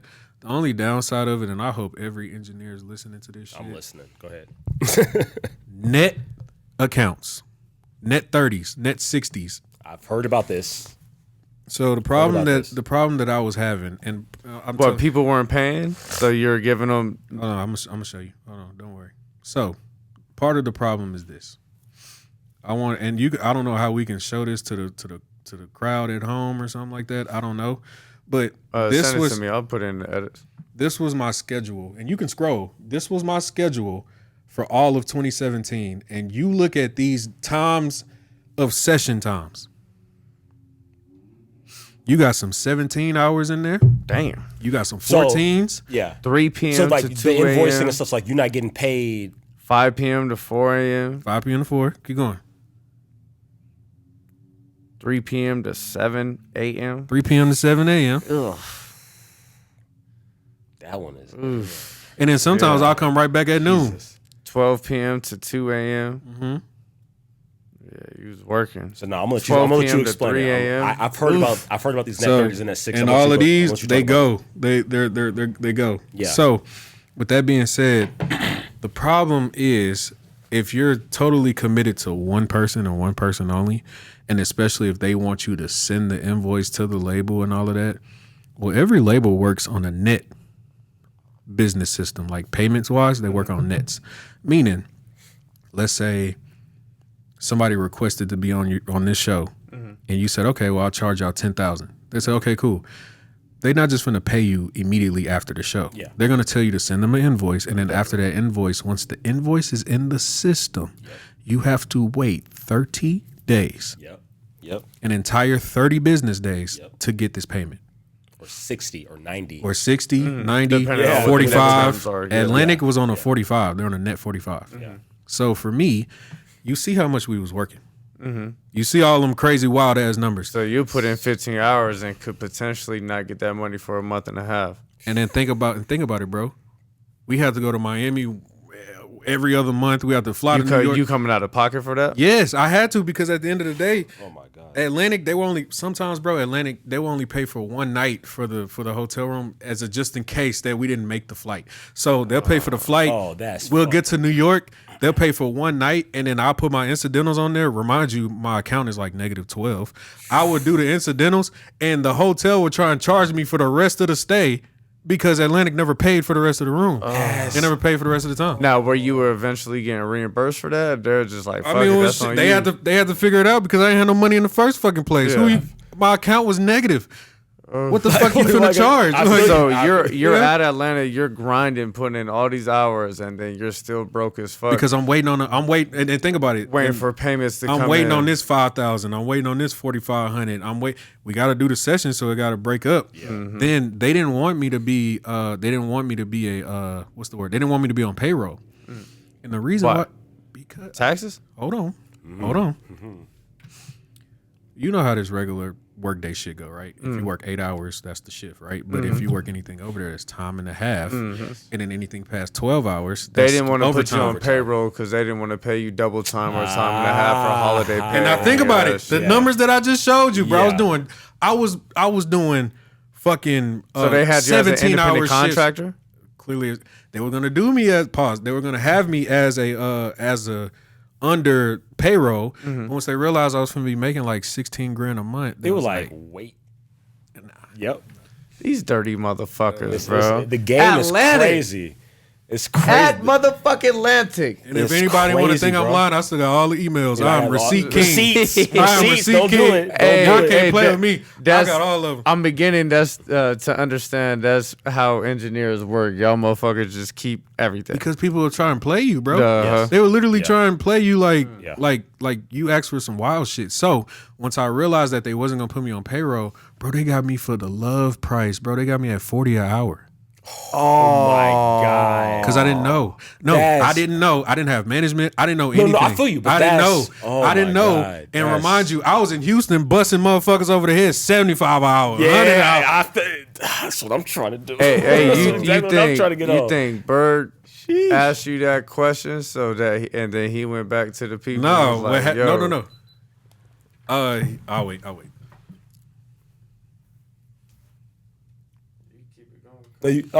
waited. Basically, what happened was Yeah. he basically like before I went to one session and I did one session with him after we met. Yep. And then after that one session, that's literally, bro, my first session with him. I Yep. met 7th Streeter. Oh. First session. Boom. Oh. And it was crazy because Yeah, she just like tapped me on the shoulder. She was like, Yeah. "Hi," and I was like, "Hey." And before I could say it, she was He like, was- "I'm a hugger," and she was already hugging me. So Yeah. I was like, "Oh shit!" So Like, what the fuck? Yeah. yeah, it was wild. I was like, That's- "It's fucking 7th Streeter." Wow, it's crazy. That's fucking crazy. So, after that first session, Yeah. I just one of my homie DJ Noble, he had a studio in LA. And he was like, "Bro, that's dope. I'm proud of you, but Yeah. you got to figure out how much money you're gonna be making." Da da da. And I was Yeah. like, he was like, I didn't heard he known to like not pay people. Da da da. I was like, okay, so let me call him and figure that out. Yeah. So I called and I was like, "Hey, bro, you know, I'm definitely appreciative of the job. Yep. Everything is dope." Yes. But I just want to know how the pay situation works. He's like, "Oh, bro, don't even worry about it. You know I'm the vice president of Atlantic Records." I was like, Cool. Huh? I was like, yeah. word? I was like, Didn't okay. know that actually. But Yeah. He was like, yeah, bro, I'm the VP. I was like, okay, cool. Yeah. He was like, yeah. So don't worry, you for sure gonna get paid. Just send your invoices in. So by then, that's when I was like, okay, cool. Yeah. But by then, they emailed me. There's like, hi, Sauce, nice to meet you. Mm-hmm. What's your per hour rate? And if I would have known what I know now, yeah. You would put like 300. I would have did a day rate. I would have day rated like 500, 600. Because this is the thing. When you do per hour, Yeah. when you I do it per project, but you gonna educate. Yeah, when you do per hour, the thing is, what are the odds? Like sometimes, let's say you're with an artist and you tell the label I'm per hour. Cool. Well, the thing is, the artist may not show up. There's been plenty of times where the artists don't show up. Yes. The A&R has something else to do. Damn. So instead of you thinking that you're going to have a whole 10 hours of 40 an hour, Yes. you just got 3 hours of 40 hours. So you got made two- 120 versus 400. Exactly. So now if you put in your day rate, whether they show up or not, you still get got your paid. money. Yeah, once I do a day rate of see, 500, See, that's if you show up for 12 hours or if you show up for 2 hours, it didn't matter to me. Exactly. And you're doing what you love anyway, so you're like, Yeah, fuck it it. didn't matter to Like me. you was going though. to the studio anyway. Like, you going to the studio anyway. So, but I didn't know any better, and I didn't want to keep her like on hold. So I was like, yeah. 40 an hour. She was like, okay, cool. Oh, And they sent it through. And then, but once I realized how much we was gonna be working and shit like that, Got I it. didn't know any better. I emailed her and I was like, yo, can I do like 55 an hour or something like that? Yeah. And she was like, yeah, we just gotta talk it over. Bro, out of nowhere. man, that's chump change for Atlanta. Give my man that $15, Say it bro. again, please. What the fuck? So randomly out of nowhere, Berg just pulled me to the side. What's this out here you want to raise? And I was like, This motherfucker, oh, bro. whoa. I was like, Bird. I was like, You know, like, this is what we Hitmaker, say, come like- on, I was man. like, Like- huh? I was like, how did you even know that? As I said earlier, being ignorant is not necessarily it's not a bad thing. Yeah. But this is where it hurts you. Like in this industry, unfortunately, and I'm not saying our industry, I'm saying entertainment. Yeah. You know what I'm saying? The entertainment business, the fact that you are ignorant, the fact that you don't know, they got you. Yeah. Especially if they could see it on you too. They knew I was super virgin. That's They knew fucked. they That's knew I was a fucked. hella virgin. They knew I'd never been Yeah. never. So I'm gonna tell all my homies, I'm like, this year I'm trying to get into some label work. You know what I'm saying? Yeah, you but done it's you just done ne- bro, it's you just just networking. educated me. it's just networking, bro. It's Yeah. knowing what you want before Yeah. you even walk into the room. Yes. If you scared to talk your numbers, have somebody talk your numbers for you, bro. Like it's somebody that you trust. Because at the end of the day, I'm not scared to talk my numbers, but Oh, I yeah, wish I you had. good. I wish I could afford a manager. I've been telling my homies, I'm like, once I can get into that position, yeah. because. And shout out to Kenny Beats because I heard he said it first, but I heard him say it and I'm like that. He's like artists walk into my studio. We're here to make music. We're here to catch a vibe, and we know that environment. You know what I'm saying? I tell people first, as an engineer, you should be a cool hang. Like I say that. Yeah, Like you yeah, should you be should be able to cool. like be able to kick it in the room and not be a weirdo. You know what I'm saying? Yeah. And then you also should be able to fucking Do engineer. your job. Like, yeah, Do your like, job you know. for sure. Yeah, no, they got me for the love price. Sheesh. And when I tried to get a Sheesh. raise, they was like, They called it a raise. Like that's Yeah, that's they called it a crazy. raise. That's crazy. They called it a raise, like That's it's crazy. really gonna affect the payroll. Yeah. that's such an immaterial amount to the payroll for Atlantic that's Dog so- that they yeah. should have been able to give you that money. And so look, so me and Berg, we didn't get into it, but I told him, I was like, look, bro, Yeah. I didn't know we was gonna be working this much. He understood. He was just like, bro, you could have came to me first. Cool. All right. Then a month later, that's when they was like, we're gonna put you on payroll. And I started calculating. I'm like, 16 grand a month. As soon as I came to that realization, they was like, actually, nah, you could just keep sending your invoices. So the problem is with that, like I said, they're on net 45. So imagine somebody just call you right now. Your boss just calls you right now. Hey, we're going to Miami tomorrow. It's literally 8:30. You have to be on a flight to Miami for 9 a.m. And you're buying that ticket or Atlanta? They bought that? it, but Okay. you have to handle your incidentals. And there's no telling what hotel you're gonna be at. Y'all probably gonna be in a nice hotel. Nice ass hotel, Bro, we was at Mondrian. Do you know the incidentals at Mondrian is $500? Now, part of that is me not really knowing how to manage my money, but at the same time, how can you possibly manage $5,000, knowing that you don't get the fucking money until a month and a half later. Yeah. How Like, can you? that's hard. Bro, my phone was finna be off numerous times. Bro, my fuck. You know how many Because times you I have gotta? asked for it in advance. No, you can't. You're a contracted engineer. What Yeah, advance? my bad. I forgot. Shit. Come on, now. I'm like, damn, Hey, Berg, hey, help a motherfucker out. Let me get hey, 1,500 one time. Hey, if they almost killed me for asking for a raise, what makes you think these motherfuckers gonna Get me an in advance. advance? Hold on, Hey, they strong arming everybody in this You bitch. see what they do to artists for advances. Come on, like, bro, let's not even get into that. You know what I'm saying? Like, if they was finna kill me for a motherfucking, come on now. So, no, bro, that's how I know. That's how I know certain shit about certain incidentals and all that. Like, Yeah. bro, it was hard. Man, It was hard. damn. But that's the thing. We going gold. We going platinum. We doing this and this and this. That's why I feel like I my want heart that. wasn't I in want it. that, but But you don't want it like that. You don't want it like that. That's stressful. That's why I always teach upcoming engineers what you want, how you want it, what you want to do. Because at the end of the day, we're gonna talk after this. I got some facts. questions. I don't want nobody to go through what I went through, especially how I went through it. Yeah. I want all you motherfuckers to have plaques and Grammy nominated. I want all of that for you. But Yes. how I went through it, I wouldn't wish that on nobody, bro. I really wouldn't. Man, sometimes it takes a certain individual to experience certain things so they can game up the next people to not do it. Yeah. Yeah.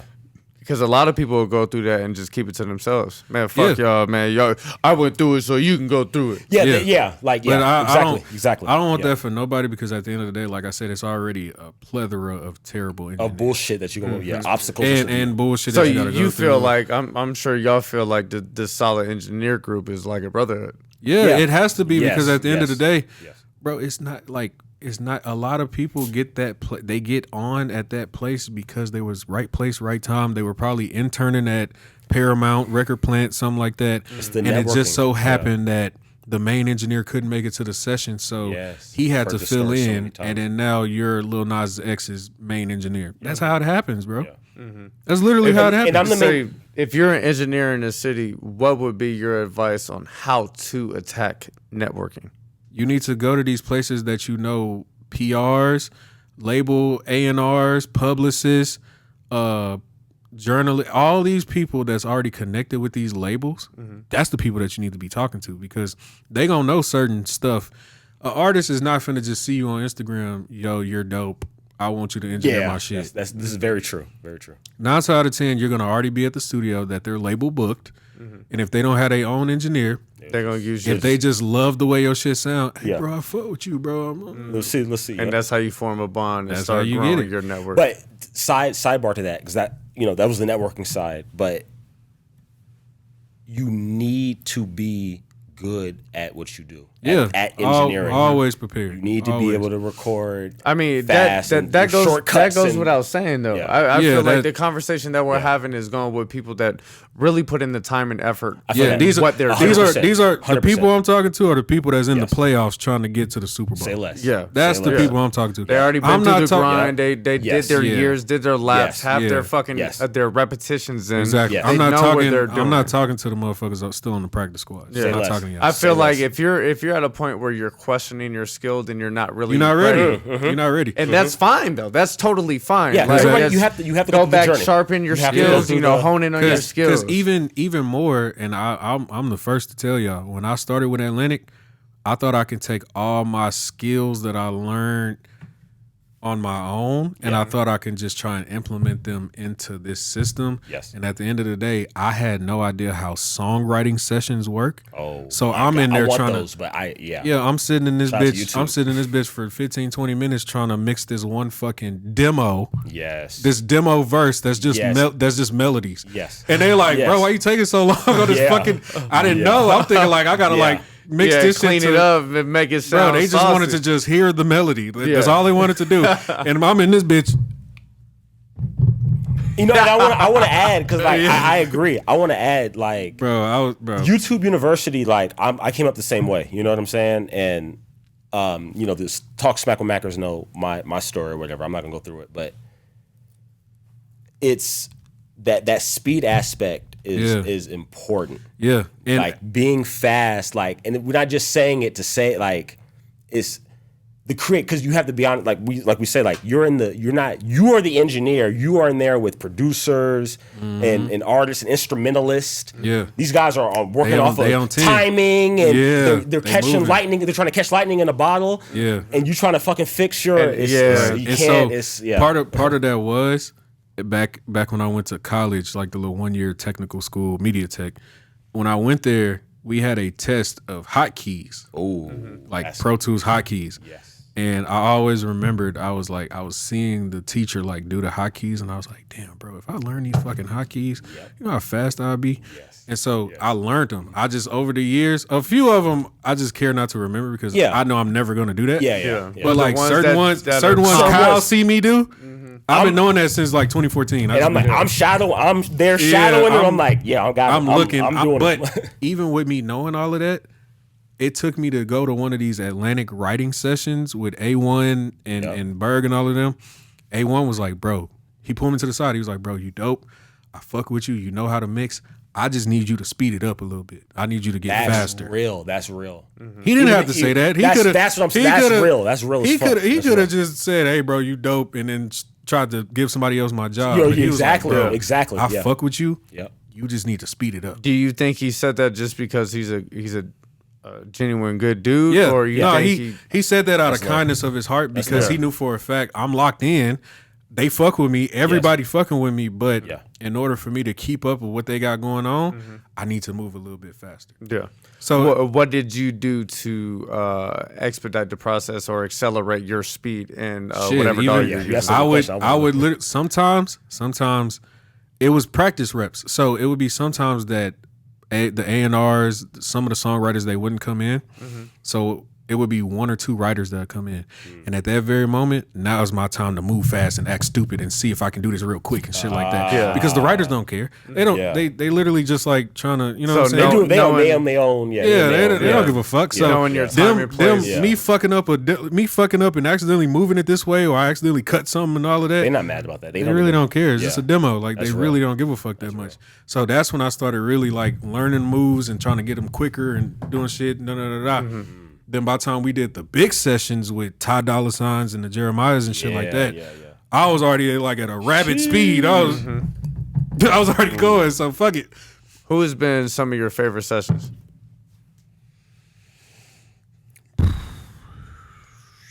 Probably Wiz. Wiz? Yeah, Wiz is fine. Wiz, he's You quick. blowing hella weed in there? He was, but No, were you? Oh, no, I no, know no, he no. was. I didn't even, So bro, did you my not smoke first- at all? my first, you know how fast this shit happened, bro. Like, like people don't believe it, bro. My first session, like I told him, I met 7th Streeter. My second session, it was just a writing session. My third session, I was at Jeremiah's house recording Jeremiah. That's so fucking dope. That's so dope. My Hey, fourth, Jeremiah can't really sing like that, huh? no, he's fire. You're crazy. He's like, crazy. He actually got pipes? Yeah, he's crazy. Because as an artist, I think he makes some phenomenal motherfucking music. Hey, you know, but as far as pipes, I didn't know. I bet y'all didn't know this either.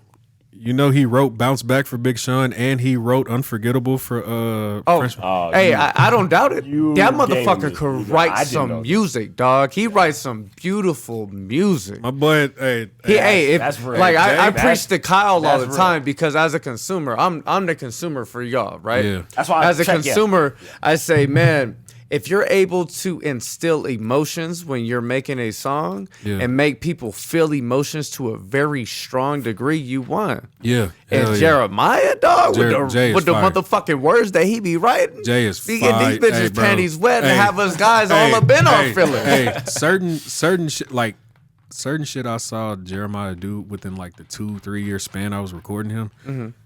It's unspeakable. Like that man is like talented. Him, Ty Dolla $ign, PNB I Rock, already know, like you, Ty. I Chris. already know Ty is, bro. They're like Chris Brown. Damn. yeah. They're How many times you worked with Chris Brown? Like been in the studio with him? his engineer is TZO. TZR. Yes, I This- studied. The thing is, when studied I was TZR. with Hitmaker, we would cook up all these demos, and the thing is, the homie A1, he was Elaborate for us, people like myself. non-studio folk, yeah, non-studio folk. maybe He's the engineer. Kyle's the engineer. Me and you are the writers. Okay. Now, when we go in, the songwriters. So okay, I got you. So this the beat is already made and we're writing a song and then somebody's gonna record it and then we're gonna ship it out to people and say, I'll fuck with that. I'll put my voice on it, make it sound better. Exactly. Okay, I got you. And 9 out of 10 they saying it word for word. Okay. I got plenty of demos where it's Lil Durk, French, anybody, they saying it word for word what the demo is saying. So that's why I be telling people, everybody be scared, man, I'm an authentic artist. I don't take that. Hey, bro. A song sometimes we gotta understand that there are some people that could fucking write and know what they're doing. And you want to know why? Because you know they always tell us that you only use 15% of your brain. Yeah. Well, with that being said, I'm only using 15% of.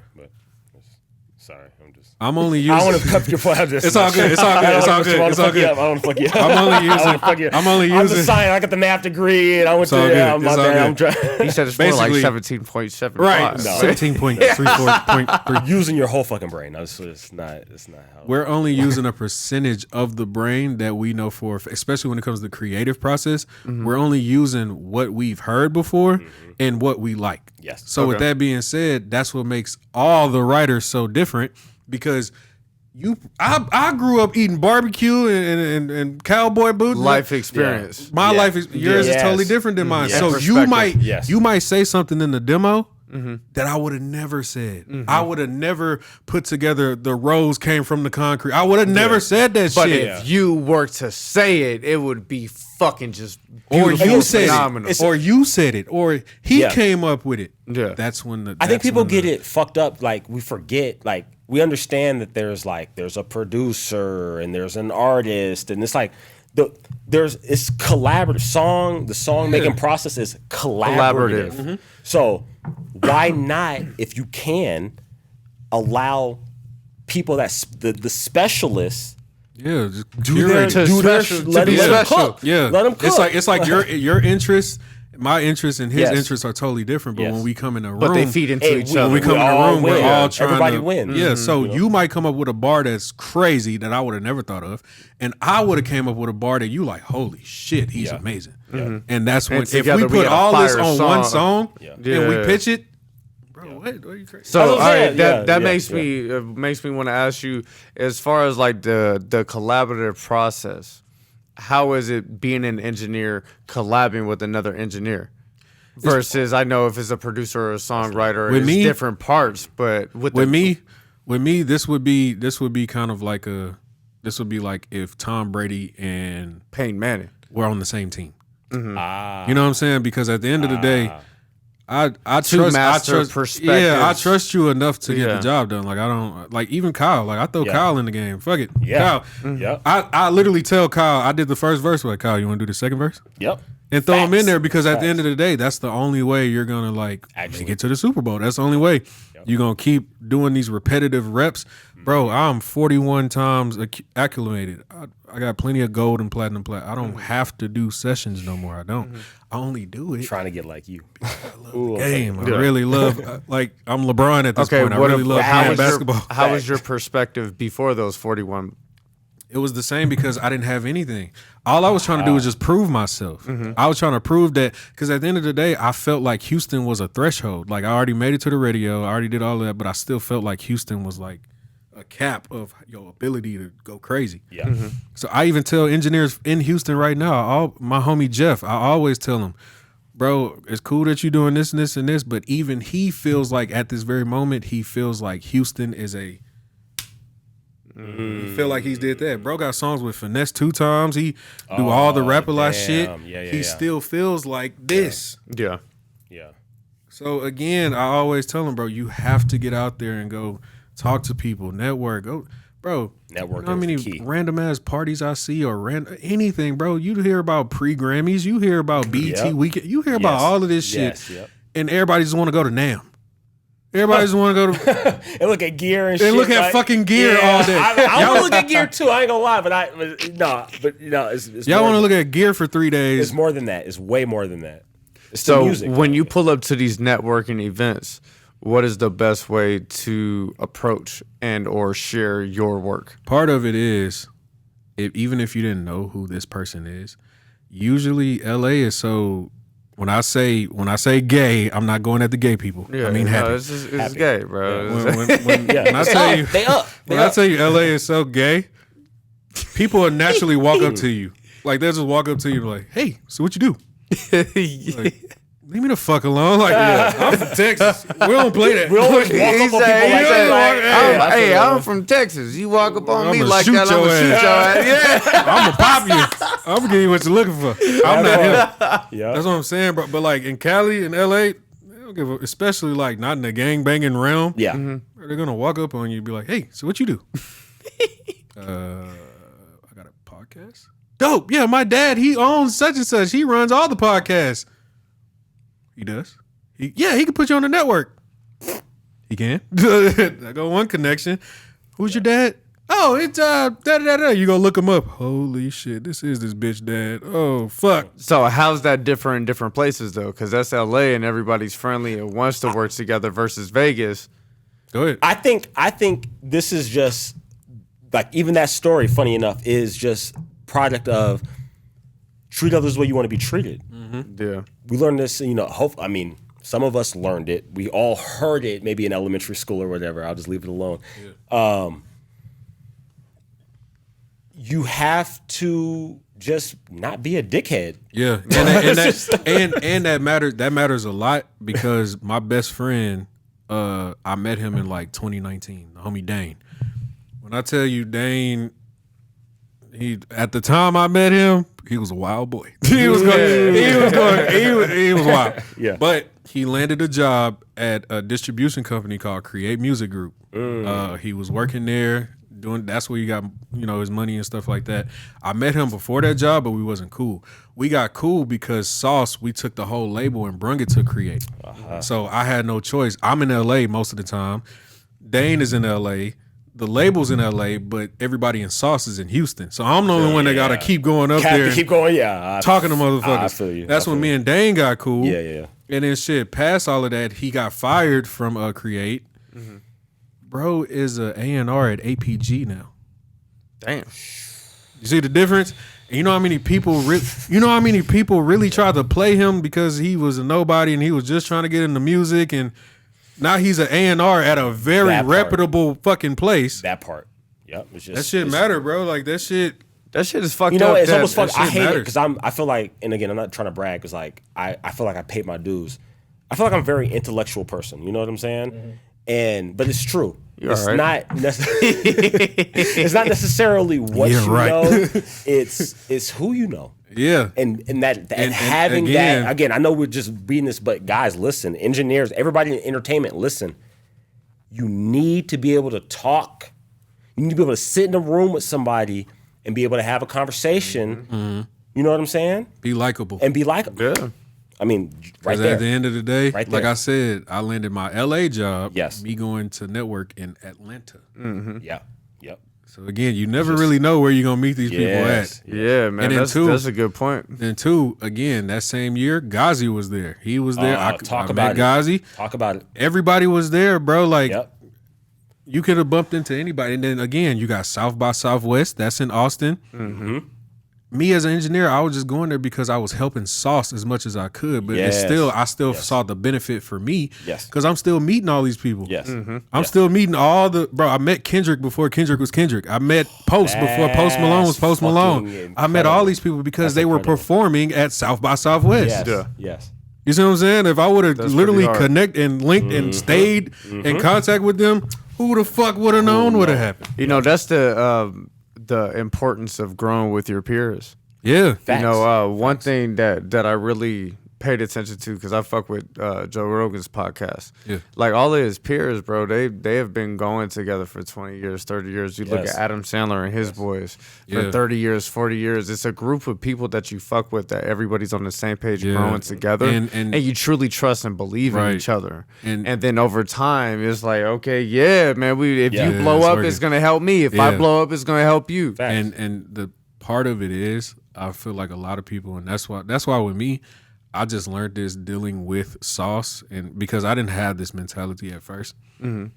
Back then, I would argue with somebody, and I'd be like, fuck them, I'm not dealing with them no more. But now, I've been so tied in with Sauce. We would literally hard down argue on the phone, almost sound like we finna fist fight. Yep. Even if it does come down to somebody having a fight, everybody in the Sauce, we would fight each other. Yes. Yeah. We would argue. We would hard down argue almost. Brothers fight, by the way. I know what you're talking. Brothers but at fight. the end of the day, fight. I'm not giving up on them. No. I'm not giving up on our friendship. I'm not. Nope. You gonna hear me. You gonna hear what I gotta say. I'm a bitch.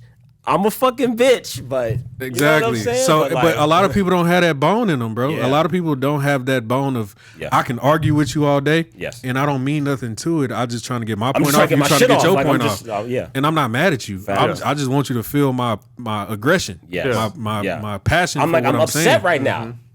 Like we talking about, like, and it could like be about being, it could be about money. Yeah. It could be about music not being claimed correctly. Yeah. It could be anything, Yep. bro. Yep. We're gonna fight and we're gonna argue about Yes. it. But at the end of Yes. the day, I'm not mad at him. No. It's Ain't no just- love lost. It's just like life is life I'm fucked up lives, right bro. now. Like, I mean, Yeah. Lives, and you're gonna go through these trials and tribulations, these ups and these downs. And if your boys are with you and they're going through it with you, you guys are gonna eventually y'all gonna have some Y'all shit gonna to have say some to things. each Y'all other. gonna hit. Yeah. Y'all gonna hit Yeah, head. could just because shit is stressful. Yeah.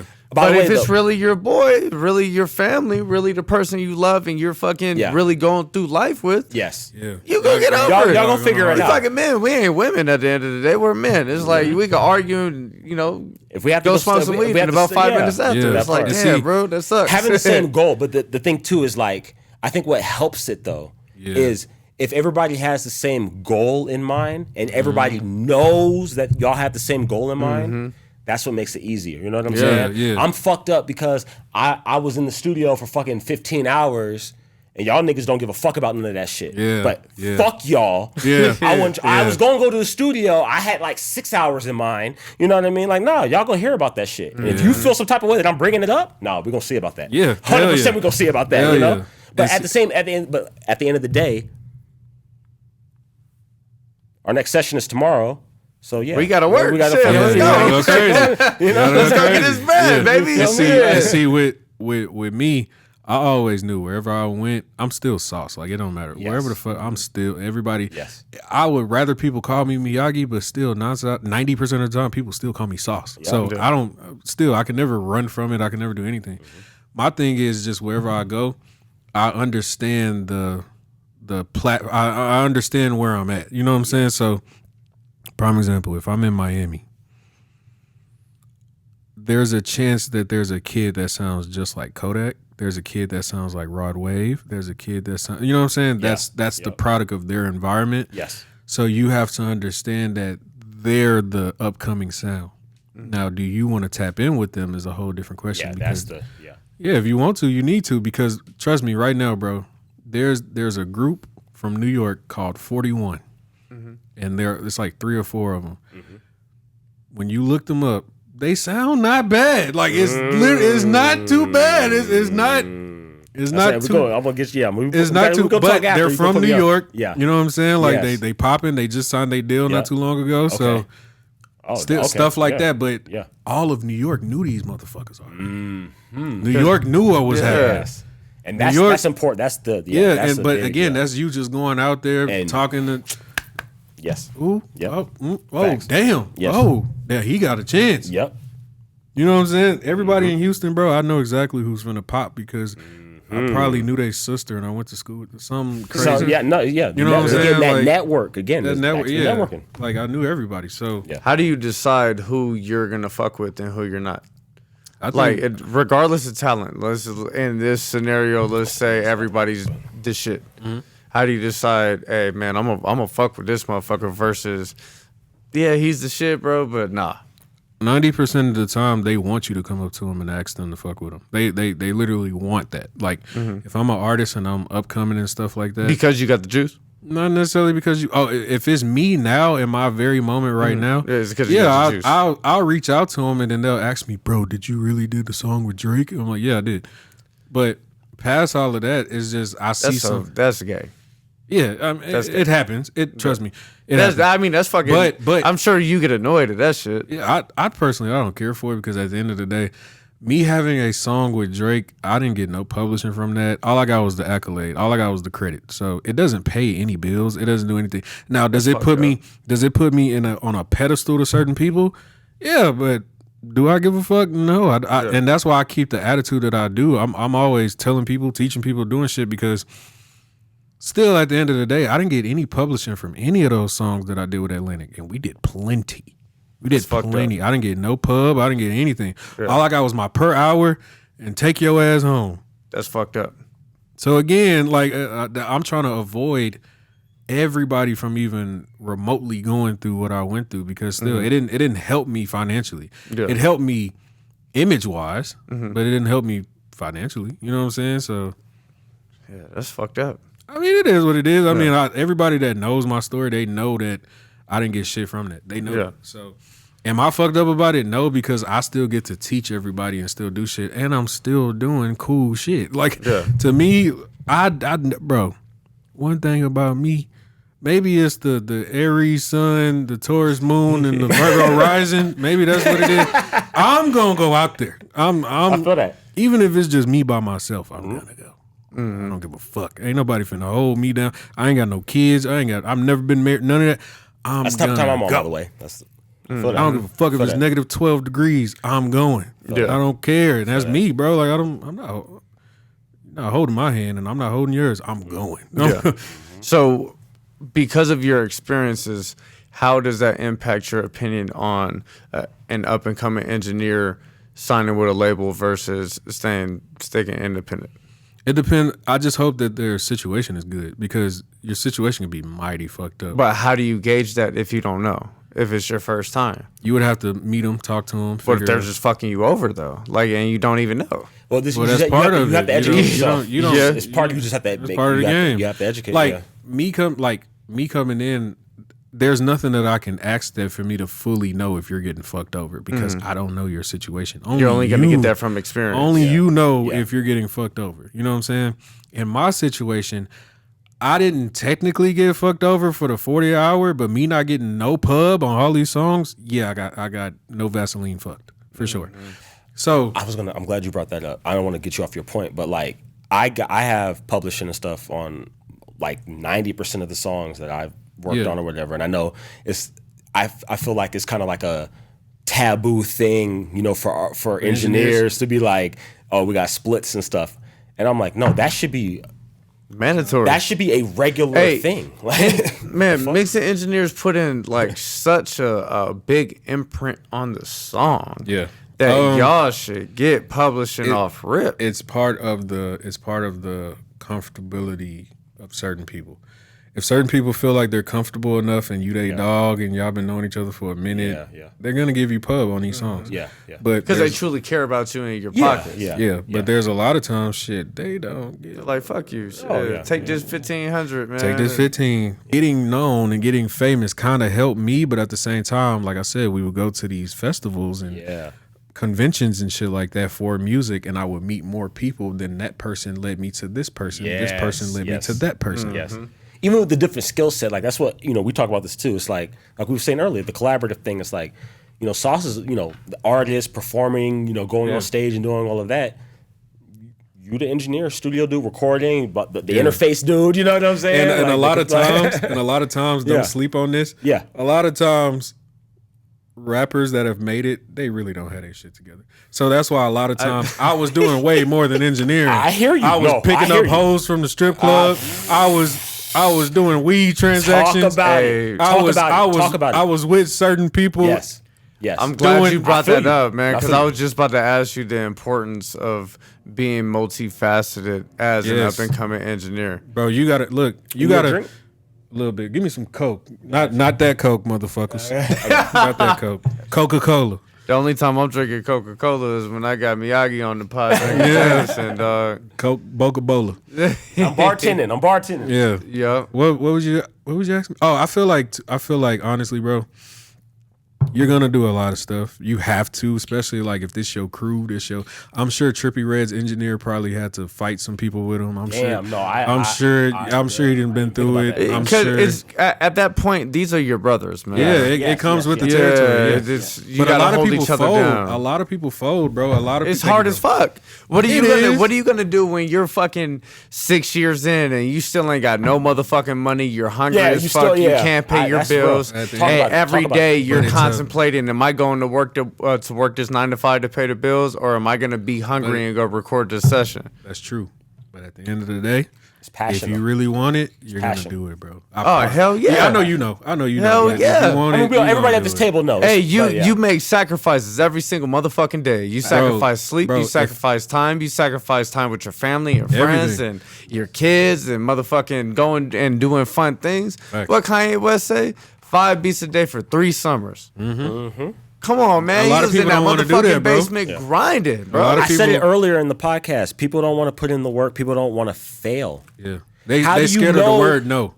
How do you know what the most fire saturator or what the most fire like vocal chain is? Unless you take a chance. If you don't fucking record shitty vocals, because you don't know what the fuck you do. I'm talking to me. I'm like, you record shitty ass vocals, and then you stressing. You got the craziest EQ curve ever seen. Yep. So you already experienced engineers know that you already fucking up. But it's like you have to do that. Yeah, you gotta go through it. Do that you gotta shit. go through it. You got to go through it. And if it's not working for you, like if you feel like nothing is really clicking for you where you're at, that's when you start looking around. You start moving around. You got Miami, you got LA, you got fucking New York, you got Texas. You got plenty of people. Like, bro, my homie Sauce, he makes $30K a month independently. You could easily get with with an artist like that. They can pay you a certain salary monthly. You can figure it out, bro. You don't have to be with the Migos to get your fame and your fortune, bro. You don't have to. By the way, I've been avid about saying the very thing that you're saying. Find somebody everybody on YouTube saying the same shit, by the way. They are not lying. Yeah. Find somebody that is at your level, but more than that, somebody that you as an engineer genuinely fuck with, like you like their music, like you're a fan, like you would listen to their shit regardless whether you had anything to do with it or not. Right. Genuinely. Then the people you're gonna fight for. And then you reach out and then y'all run a session, do a trial or whatever the hell, and then you become their main dude. Yeah, because at the end of the day, Kendrick can't be Kendrick for the rest of his life. Jay-Z can't be Jay-Z. Beyonce can't be Beyonce. There's gonna be a new Beyonce. There's gonna be a new Jay. There's gonna be a new Kendrick. They probably right now looking for an engineer, and you mad that you can't work with Kendrick Lamar. Speak on it. Oh my God. You are so upset that you can't get in the club, but the person that's standing right next to you is willing to work. Hey, bro, let's go make our own club. Yeah. Yes. No, I want to get in the club. Yeah. Hey, that's the fucking time I'm on, man. Like, I want to work with. That's what this whole podcast is about: is giving people in the city a platform to express themselves. Yes. Because it's a lot of fucking talent out here, bro. But we don't support each other like other places do. Speak on it. It's me not being from here. I see what's going on. It's definitely an ego thing, but at the same time, and we all know it. I'm a Vegas nigga, and he said it. It's an ego thing. I said it, but he said it too. At the same time. I feel like a lot of artists, they don't know what culture to catch on to. Like, you don't have to have Vegas culture, or they don't. I felt at first Vegas needed culture, but now I really don't. I feel like they don't know what culture to tack on to. Like, they don't know what to do. And I feel like most motherfuckers here are emo as hell. They're very emotional. I don't disagree. They're very Dominic Fike kind of music. And to me, it works for Dominic Fike. Yeah. It works for him. It's not gonna work for all everybody you motherfuckers. Else. It's not. Yeah. It's not. I stress that. And this city is not an emotional city. That's another reason why it don't work. I mean, it is emotional. You lose all your fucking money and shit. How you think you know what I'm saying? Like, I know what you mean. I know what you mean. Though. You lose all your money and you get lost in the sauce. Shit. Do they not call this the entertainment capital? No, of this is facts. Of the world. This is facts. This is facts. Of the world. This is facts. Whether you depressed or not, you better put on a show. Yep. That's what that means. Yes. Yeah. So do I want to hear you get on stage sounding like Dominic Fike? I probably don't. I hear you. I don't disagree. Think about it. You finna go into Encore Beach Club. The homie DJ 5, he like, yeah, you can perform for like 5 minutes, 10 minutes. You got one song to do. You finna do this emo ass shit. That's crazy. Like if you do, Hey, that's crazy. In front of all these people. that's crazy. That's a crazy move. So that's a crazy move. This is a entertainment city, and Yes. motherfuckers are doing I want to slip my wrist songs. That's crazy. That's the disconnect right By the there. way, nothing against the genre, but I it's don't like give you a- have to. It's the setting. This is what we're talking about. Like you need Y'all to wanna- know. y'all wanna blow your up off audience. that You need to music? recognize your audience. Y'all want to blow up? You know what? You know what I read one day? In Portland, in Oregon or something like that, out of 365 days, 312 of them it rains. Oh, go no. make fucking music in Portland, Oregon. Go make your music audience. over there. It's audience. That's your audience. Know your audience. That's your Know audience, goddamn. Know your audience. Not Vegas. It's Not not Vegas. Vegas. No, that's bro. real. That's it's real. not, bro. Like That's you gotta know your demo. Come on, bro. Yes. You're not making it in Houston with that emo ass shit. That's hear some you. that's some game right there. Yeah. Because I'll be honest with you, bro. I think about target audience all the time, but you know the way I look at target audience is obviously going to differ from people that make music. Yeah. But from a music perspective, I never thought of looking at the city and the heart of the city and how the city What is operates. it? Yes. What literally Yeah. what part of your battle is you make emo music and this is an entertainment city. You know what the other battle is? 90% of the people that came to the club, they didn't come to hear you perform. They just want to get drunk and fuck and talk to bitches and talk to dudes. yeah. They didn't come. fucked up. They didn't come to see Lil Jason from North Vegas. They didn't come to see you, bro. They didn't. So Thank you, people sir. people even paying to be on Life is Beautiful and all, bro. They didn't come to see this. They came to see their favorite rapper. And guess what? Their favorite rapper got some energy to their shit. They jumping, screaming, dance, all of that. They came to see that. They didn't come to see you get on stage. Do you think life is beautiful in these festivals and shit in the city? Is it worth it? It's a scam. Oh shit! Talk about it. Talk about it. I'm all for the scams. Not like that. No. Like I would have thought that. Like, and Kyle. again, I'm an engineer. Kyle. Go ahead. No, I'm gonna let you speak. Go ahead. Kyle. Teach me. If y'all think about it, if you go to Amazon right now, Yep. and this is just one option, this is of a plethora of examples. Yes. If I go to Amazon and I have $50 to Yes. buy something that I really wanted to have, Yep. and it's only $30 or $40, I'm gonna buy it, right? Yeah. That's the move. That's a you won. So with that being said, Yeah. if I'm in Vegas, Life is Beautiful is coming up. Yep. Enter this sweepstakes. We want you to vote, vote, vote, vote, vote, vote, vote. I got 5,000. Yeah. Let me perform. Oh, yeah. Okay. I hear you. Loud. What and about clear. the people that I hear you voted? loud- Vote. I hear you loud and Oh, clear. you didn't make it. Sorry. I hear you loud and clear. Go and get ready for that email. Wow. You didn't make the cut. We know you made it to the 95th round, but you didn't make the cut. Nah, I hear you. If I have the money and I want to buy, I'm Pay to gonna play. just Gotta pay to buy play. it, bro. Pay to Like play. I hear you. that's what marketing. That's what billboard. Yes. Like hard billboard and Yes. billboard. Yeah, If yeah, I yeah. have the money to buy it, I'm gonna buy it. I don't need all this fucking virality shit that Yes. everybody keeps talking, bro. Yeah. I've been in the room when we did something new with Ty and Wiz. Yes. That song was literally at like top 4 in America. Yeah. I was with Craig Kalman and he was like, they was like, hey Craig, you know this song is at like top 4 in America. He's like, really? Let's add another 200,000 to make it go number 1. Wow. And I was like, I'm not supposed to be hearing this. I'm not supposed to be hearing this, Craig. I know. Hey, you in here working on a fucking Kelly Clarkson song. I'm not supposed to be hearing. You know what? Just for what it's worth, and I know Elijah's talked about it, so I know I could talk about it. Yes. When we were signed to Wealth Nation Empire, and I'm in UNLV library before fucking math and physics classes, these niggas thought I was his manager.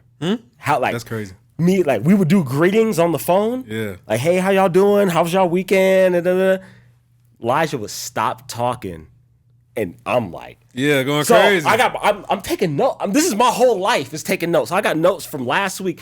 These niggas is giving us bullshit. Yeah. They're like, so yeah, we're gonna need y'all to send 3,000 for the whoop and da-da-da-da. I'm like, whoa.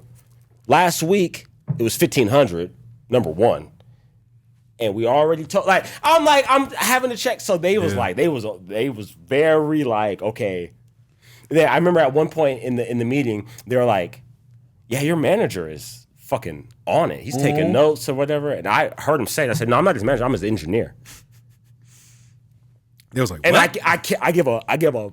I very much give a fuck about what happens to these songs. Yeah. You know what I'm saying? Because you care about your boy. Like, you got to. I said, nobody's heard these motherfucking songs more than me. Yeah, facts. Like, but nobody, yeah. yeah, bro. Life, like all them But fucking that's- festivals and all yeah. that shit, bro. All that voting to get Yeah, in. pay to play. I It's know what you're literally talking about. pay to I know play. what you're If talking you about. have I know the what you're talking money about. to just pay these motherfuckers Yes. to get on the festival, pay it. I'm not even finna do this vote. Yeah. Vote. Yeah. Why even play with people like that, bro? Yeah. And all that do is just bring more attention to your festival. I mean, that's why guess they what? do it. That's That's why they do it. Like, but I didn't even pay for a ticket. Yeah. Bro, I don't even have a fucking account, and my homie told me to go make an account to go Yes. vote. Yes. Now I just get Yes. Life is Beautiful emails for the For the fuck rest of of my it. life. Yeah. Like, I was like, yeah. Yep. Come on, bro. They I mean, know it's smart on their end. Yeah. it's very smart on it. But Yeah. that's But if you don't know the business, like, again, that ignorance, I feel almost like an asshole saying it earlier. Yeah, It's not. Being ignorant is not a crime. That's not a bad thing. But in this entertainment business, yeah, I feel bad telling y'all them. better fucking do your homework. Facts. Better educate yourself. I feel bad I feel even like telling motherfuckers in that the shit. entertainment business, bro, I think you have to understand and accept that you're going to get fucked over. Oh, yeah. Especially in the And beginning. it's going to almost happen more than undeniable. once because it happens in different ways. Yes. Hey, you just got to be cool with it Yeah. and just brush it off and keep How many it times have you heard me pushing. say this? Especially like music. I know you know what I'm getting ready to say. If your goal, if you're like, I'm getting into music, I don't care what producer, I don't care what it is. If you get into music and you say, oh, I'm doing this to be rich, You lost. go fucking do anything else. sell drugs. Go do Hey. anything else. Go sell Hey, drugs. hey, let us ask you, when the fuck you start actually making money, you know? When you start getting paid to be able to pay your bills. Let me tell you heavily something. accoladed. That's a good question. Let me tell you something. My first, y'all gotta remember, my house burned down. Yes. So and they lost everything. Yes. They literally lost Yes. everything. Yes. My first check from Atlantic went directly to my mom. Yeah. I didn't get a chance to Didn't spend even- it. I didn't get a Yes, chance to yes. do Good for anything. you. Yeah, and that's A majority of that bread, all I had time to do was pay my rent. Yeah. I didn't have to. Even- yeah. all that rent directly Yeah. back to them. So Yes. with that Rent being and said, ketchup packets. Yeah, He like, was fact, like, bro. man, I'm used to it. Shit. Yeah, I'm bro, used I to was- No, it. that's real. I was thugging. I promise I was But I thugging. always even the engineers that are up and coming engineers that I talk to, and they they're like, oh, I see you do this, I like your music and all this, and I'm same thing. I don't sugarcoat. I'm not trying to scare anybody, but I'm not trying to fluff anything and sell you a bullshit ass dream. yeah. You know what I'm saying? If you don't absolutely love this shit, Get out now. just go do something else. Get out Go now. sell You can drugs. still listen to all the music is still coming out. If you spending $10 on Apple Music, that's what I do. I'm just whatever, Spotify free. Man, you I'm figure it spending out. 15. YouTube is What free. the fuck? If you want to go hear the songs, go listen to them. Like ain't nothing wrong. That's how I came into the game. I wanted to be an astronomer. Everybody knows my story. I didn't start engineering until I was 24. I didn't go to school. I went to school. I have a math degree, bro. Like I don't know if I told you this, but yeah, but listening, like my pops put me some of my earliest memories is his speaker system and just him playing oldies. You know what I'm saying? Like love music. You know what I'm saying? The different sounds, all different types of That's music. why I do this, because anything else bores me. Like everything else is just, it makes me, feel some type of way. Yeah, I ain't gonna lie, bro. When you talented at music, you really trash at everything else. Like, bro, I can't shoot a He hoop. can box though. He can box. Yeah, I can fight. Yeah, I ain't gonna lie to he you. can- I can't fight. shoot a hoop to save my life. Yeah. I can't, bro. I suck at Call of Duty. It's bad. All I know is music. The funny thing is, now I'm glad, especially like hyper specifying the engineering side of it, like being on the computer and being fast and all this. I didn't play computer games. I played like the Flash games and Yeah. stuff like you know what I'm saying. Yeah. I'm 30 years old. I'm aging myself, or whatever. But I played a lot of Call of Duty. I played a lot of video games. I was decent. Yeah. I'm comparing myself to my brother. My brother was nice. My brother's nice. Like, I can't hold a candle to him. My brother's that guy. You feel me? He was going in. But I haven't sat down and played a serious video game probably since, I don't know. It has been a handful of years. Because my video game is Logic and fucking Pro Tools and just mixing these songs. Some real shit. I've been knowing Kyle about 4 years. When I first met him, he was at the tail end of playing Resident Evil 4. Oh, talk about it. And he still fucked with Pokemon too. Yes. Yeah. Yes. But bro, let me tell you, as he's really been diving into music, I ain't seen him pick up one video game at all. He might come play some Super Smash Brothers when we used to have Wednesdays for the boys over yeah, here. that's real. You fuck with Smash? I did growing up, but like not a lot. What do you do on Twitch? What games you playing? Bro, I be mixing on Twitch. No. Oh, you it's mixing engineering. on Yeah. Twitch. Okay, I thought you was talking about games. And two, I'm finna start doing this shit where it's like I'll pay somebody $100 if they can make me laugh. Man, you Hey, don't know who hit the me up fuck on the- I wanna try to get you Hey, on Kyle, Twitch with wait, hold engineering. on. Let this dude know who the fuck I'm about to I get got a little paid. liquor in me right now, so I'll laugh at anything. No, Like, when I'm No, sober, some real shit. Hey, in on your worst, send me worst day. Send me whatever video. I'm just sitting there. Nah, it's not a video, bro. You got to be around me. This No, is he's saying motherfucking he can energy make you thing. laugh. Him himself Me. can make you laugh. Like I'm gonna have people. I'm trying to get on. Look, hit me. I'm I'm trying to get on Discord. Twitch on some engineering shit with you. Yeah. Bro, please hit me up. I'm trying to. Oh yeah, this bro. All that setting up Twitches and the OBS and bro. I'm like, I know yo, I do all that. I'm just trying to level up because I don't like the like. I'm like, I fucking I do IO in Pro Tools, so how hard could IO OBS be? You know what I'm saying? Yeah, Like, it's not hard at all. so I'm like, yo, It's I'm literally just trying to get in. You know what it I mean? is? Like, It's literally like once you bumped your head in it and Yeah. seen how certain people do it. Yeah. After you get it, Yeah. that first one or two You times, just don't even change it. You just leave it. oh, that shit easy. Say less. And you know how to add it, re-add it, delete it, Say less. make a whole Yeah. new one. Yeah, bro. No. Look, the next time you on that, look, this weekend we're gonna be in LA Bro, or I'm whatever. going, I'm going live on Friday, and I'm gonna try to see. I don't no, know. I'm gonna be live at the studio, and I'm gonna try and see if anybody can make me laugh. They'll get 20. I'm gonna start it with $10. Okay. Hey, you I'm starting lucky with I'm gonna 10. be on the road. I was saying, man, look, we're going to because- LA this weekend, but like, Yeah. look, the next one, bro, hit me, hit me. I'm on Yeah. there. I'm on I'm there with with it. you. Hey, man, but I appreciate you getting on the show, bro. Hell yeah, this is Like fun. you, No, this you, was- you yeah, this was definitely have gamed us up, have gamed the audience up. I appreciate you dropping some knowledge, man, and shit from man to man perspective. I appreciate you jumping on the pod, bro. I know you did some shit in your life, and you're only gonna do even more as you go. And I'm just, very thankful that you got on Talk Smack with Mac, bro, and, share some J-Mo with me. Definitely. No, this And is then, fun. to have Kyle get on here, bro, Yep. like to Yeah. get your engineer perspective. Yeah. It's kind of fun to bounce back and forth. But yeah, man, before we get out of here, I do want to get your Super Bowl prediction. Eagles. No playing. You could be waiting for a minute. No question about it. Eagles. I'll tell you one thing. Mark my words. If the Texans beat the Ravens, we're going to the Super Bowl. If the Ravens beat the Texans, the Ravens. Hey, you know what? On some real shit, I can't even argue that. Yeah. Because, hey, CJ Stroud has looked so fucking gangster every single time he has touched the football. And then the Ravens and Lamar Jackson, they got the number one defense, or the number two defense, I believe, outside of the Browns. And But we them beat boys the is number one gangster. defense. You made them look like they didn't have have any the number Myles one Garrett. Who the fuck is Myles Garrett? This is CJ Stroud, homie. And one of your guys' top receivers, rookie homie, Tank Bell. Tank Bell. He's out. Yeah, man. So We got and Nico. CJ still, Nico looked great.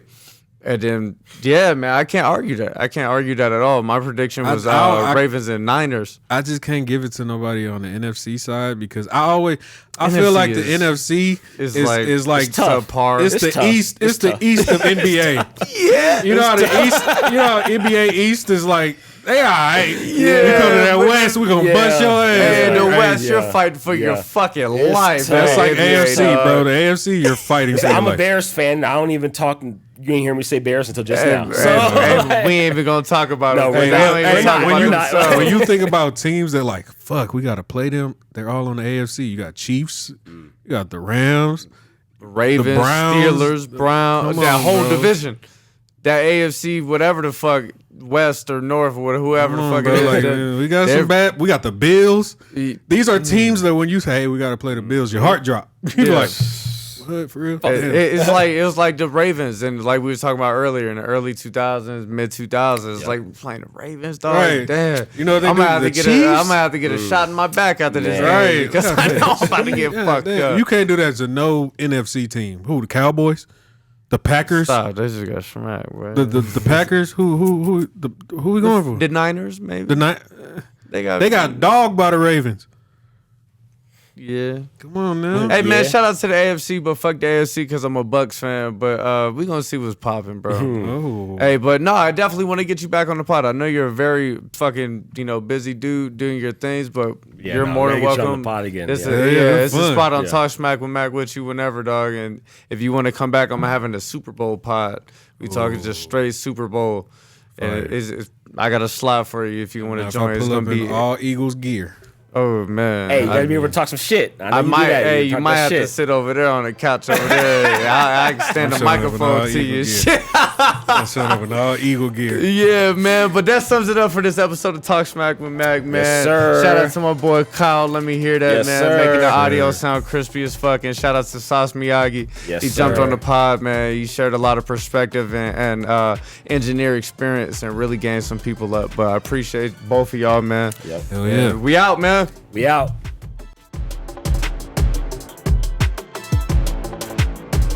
What?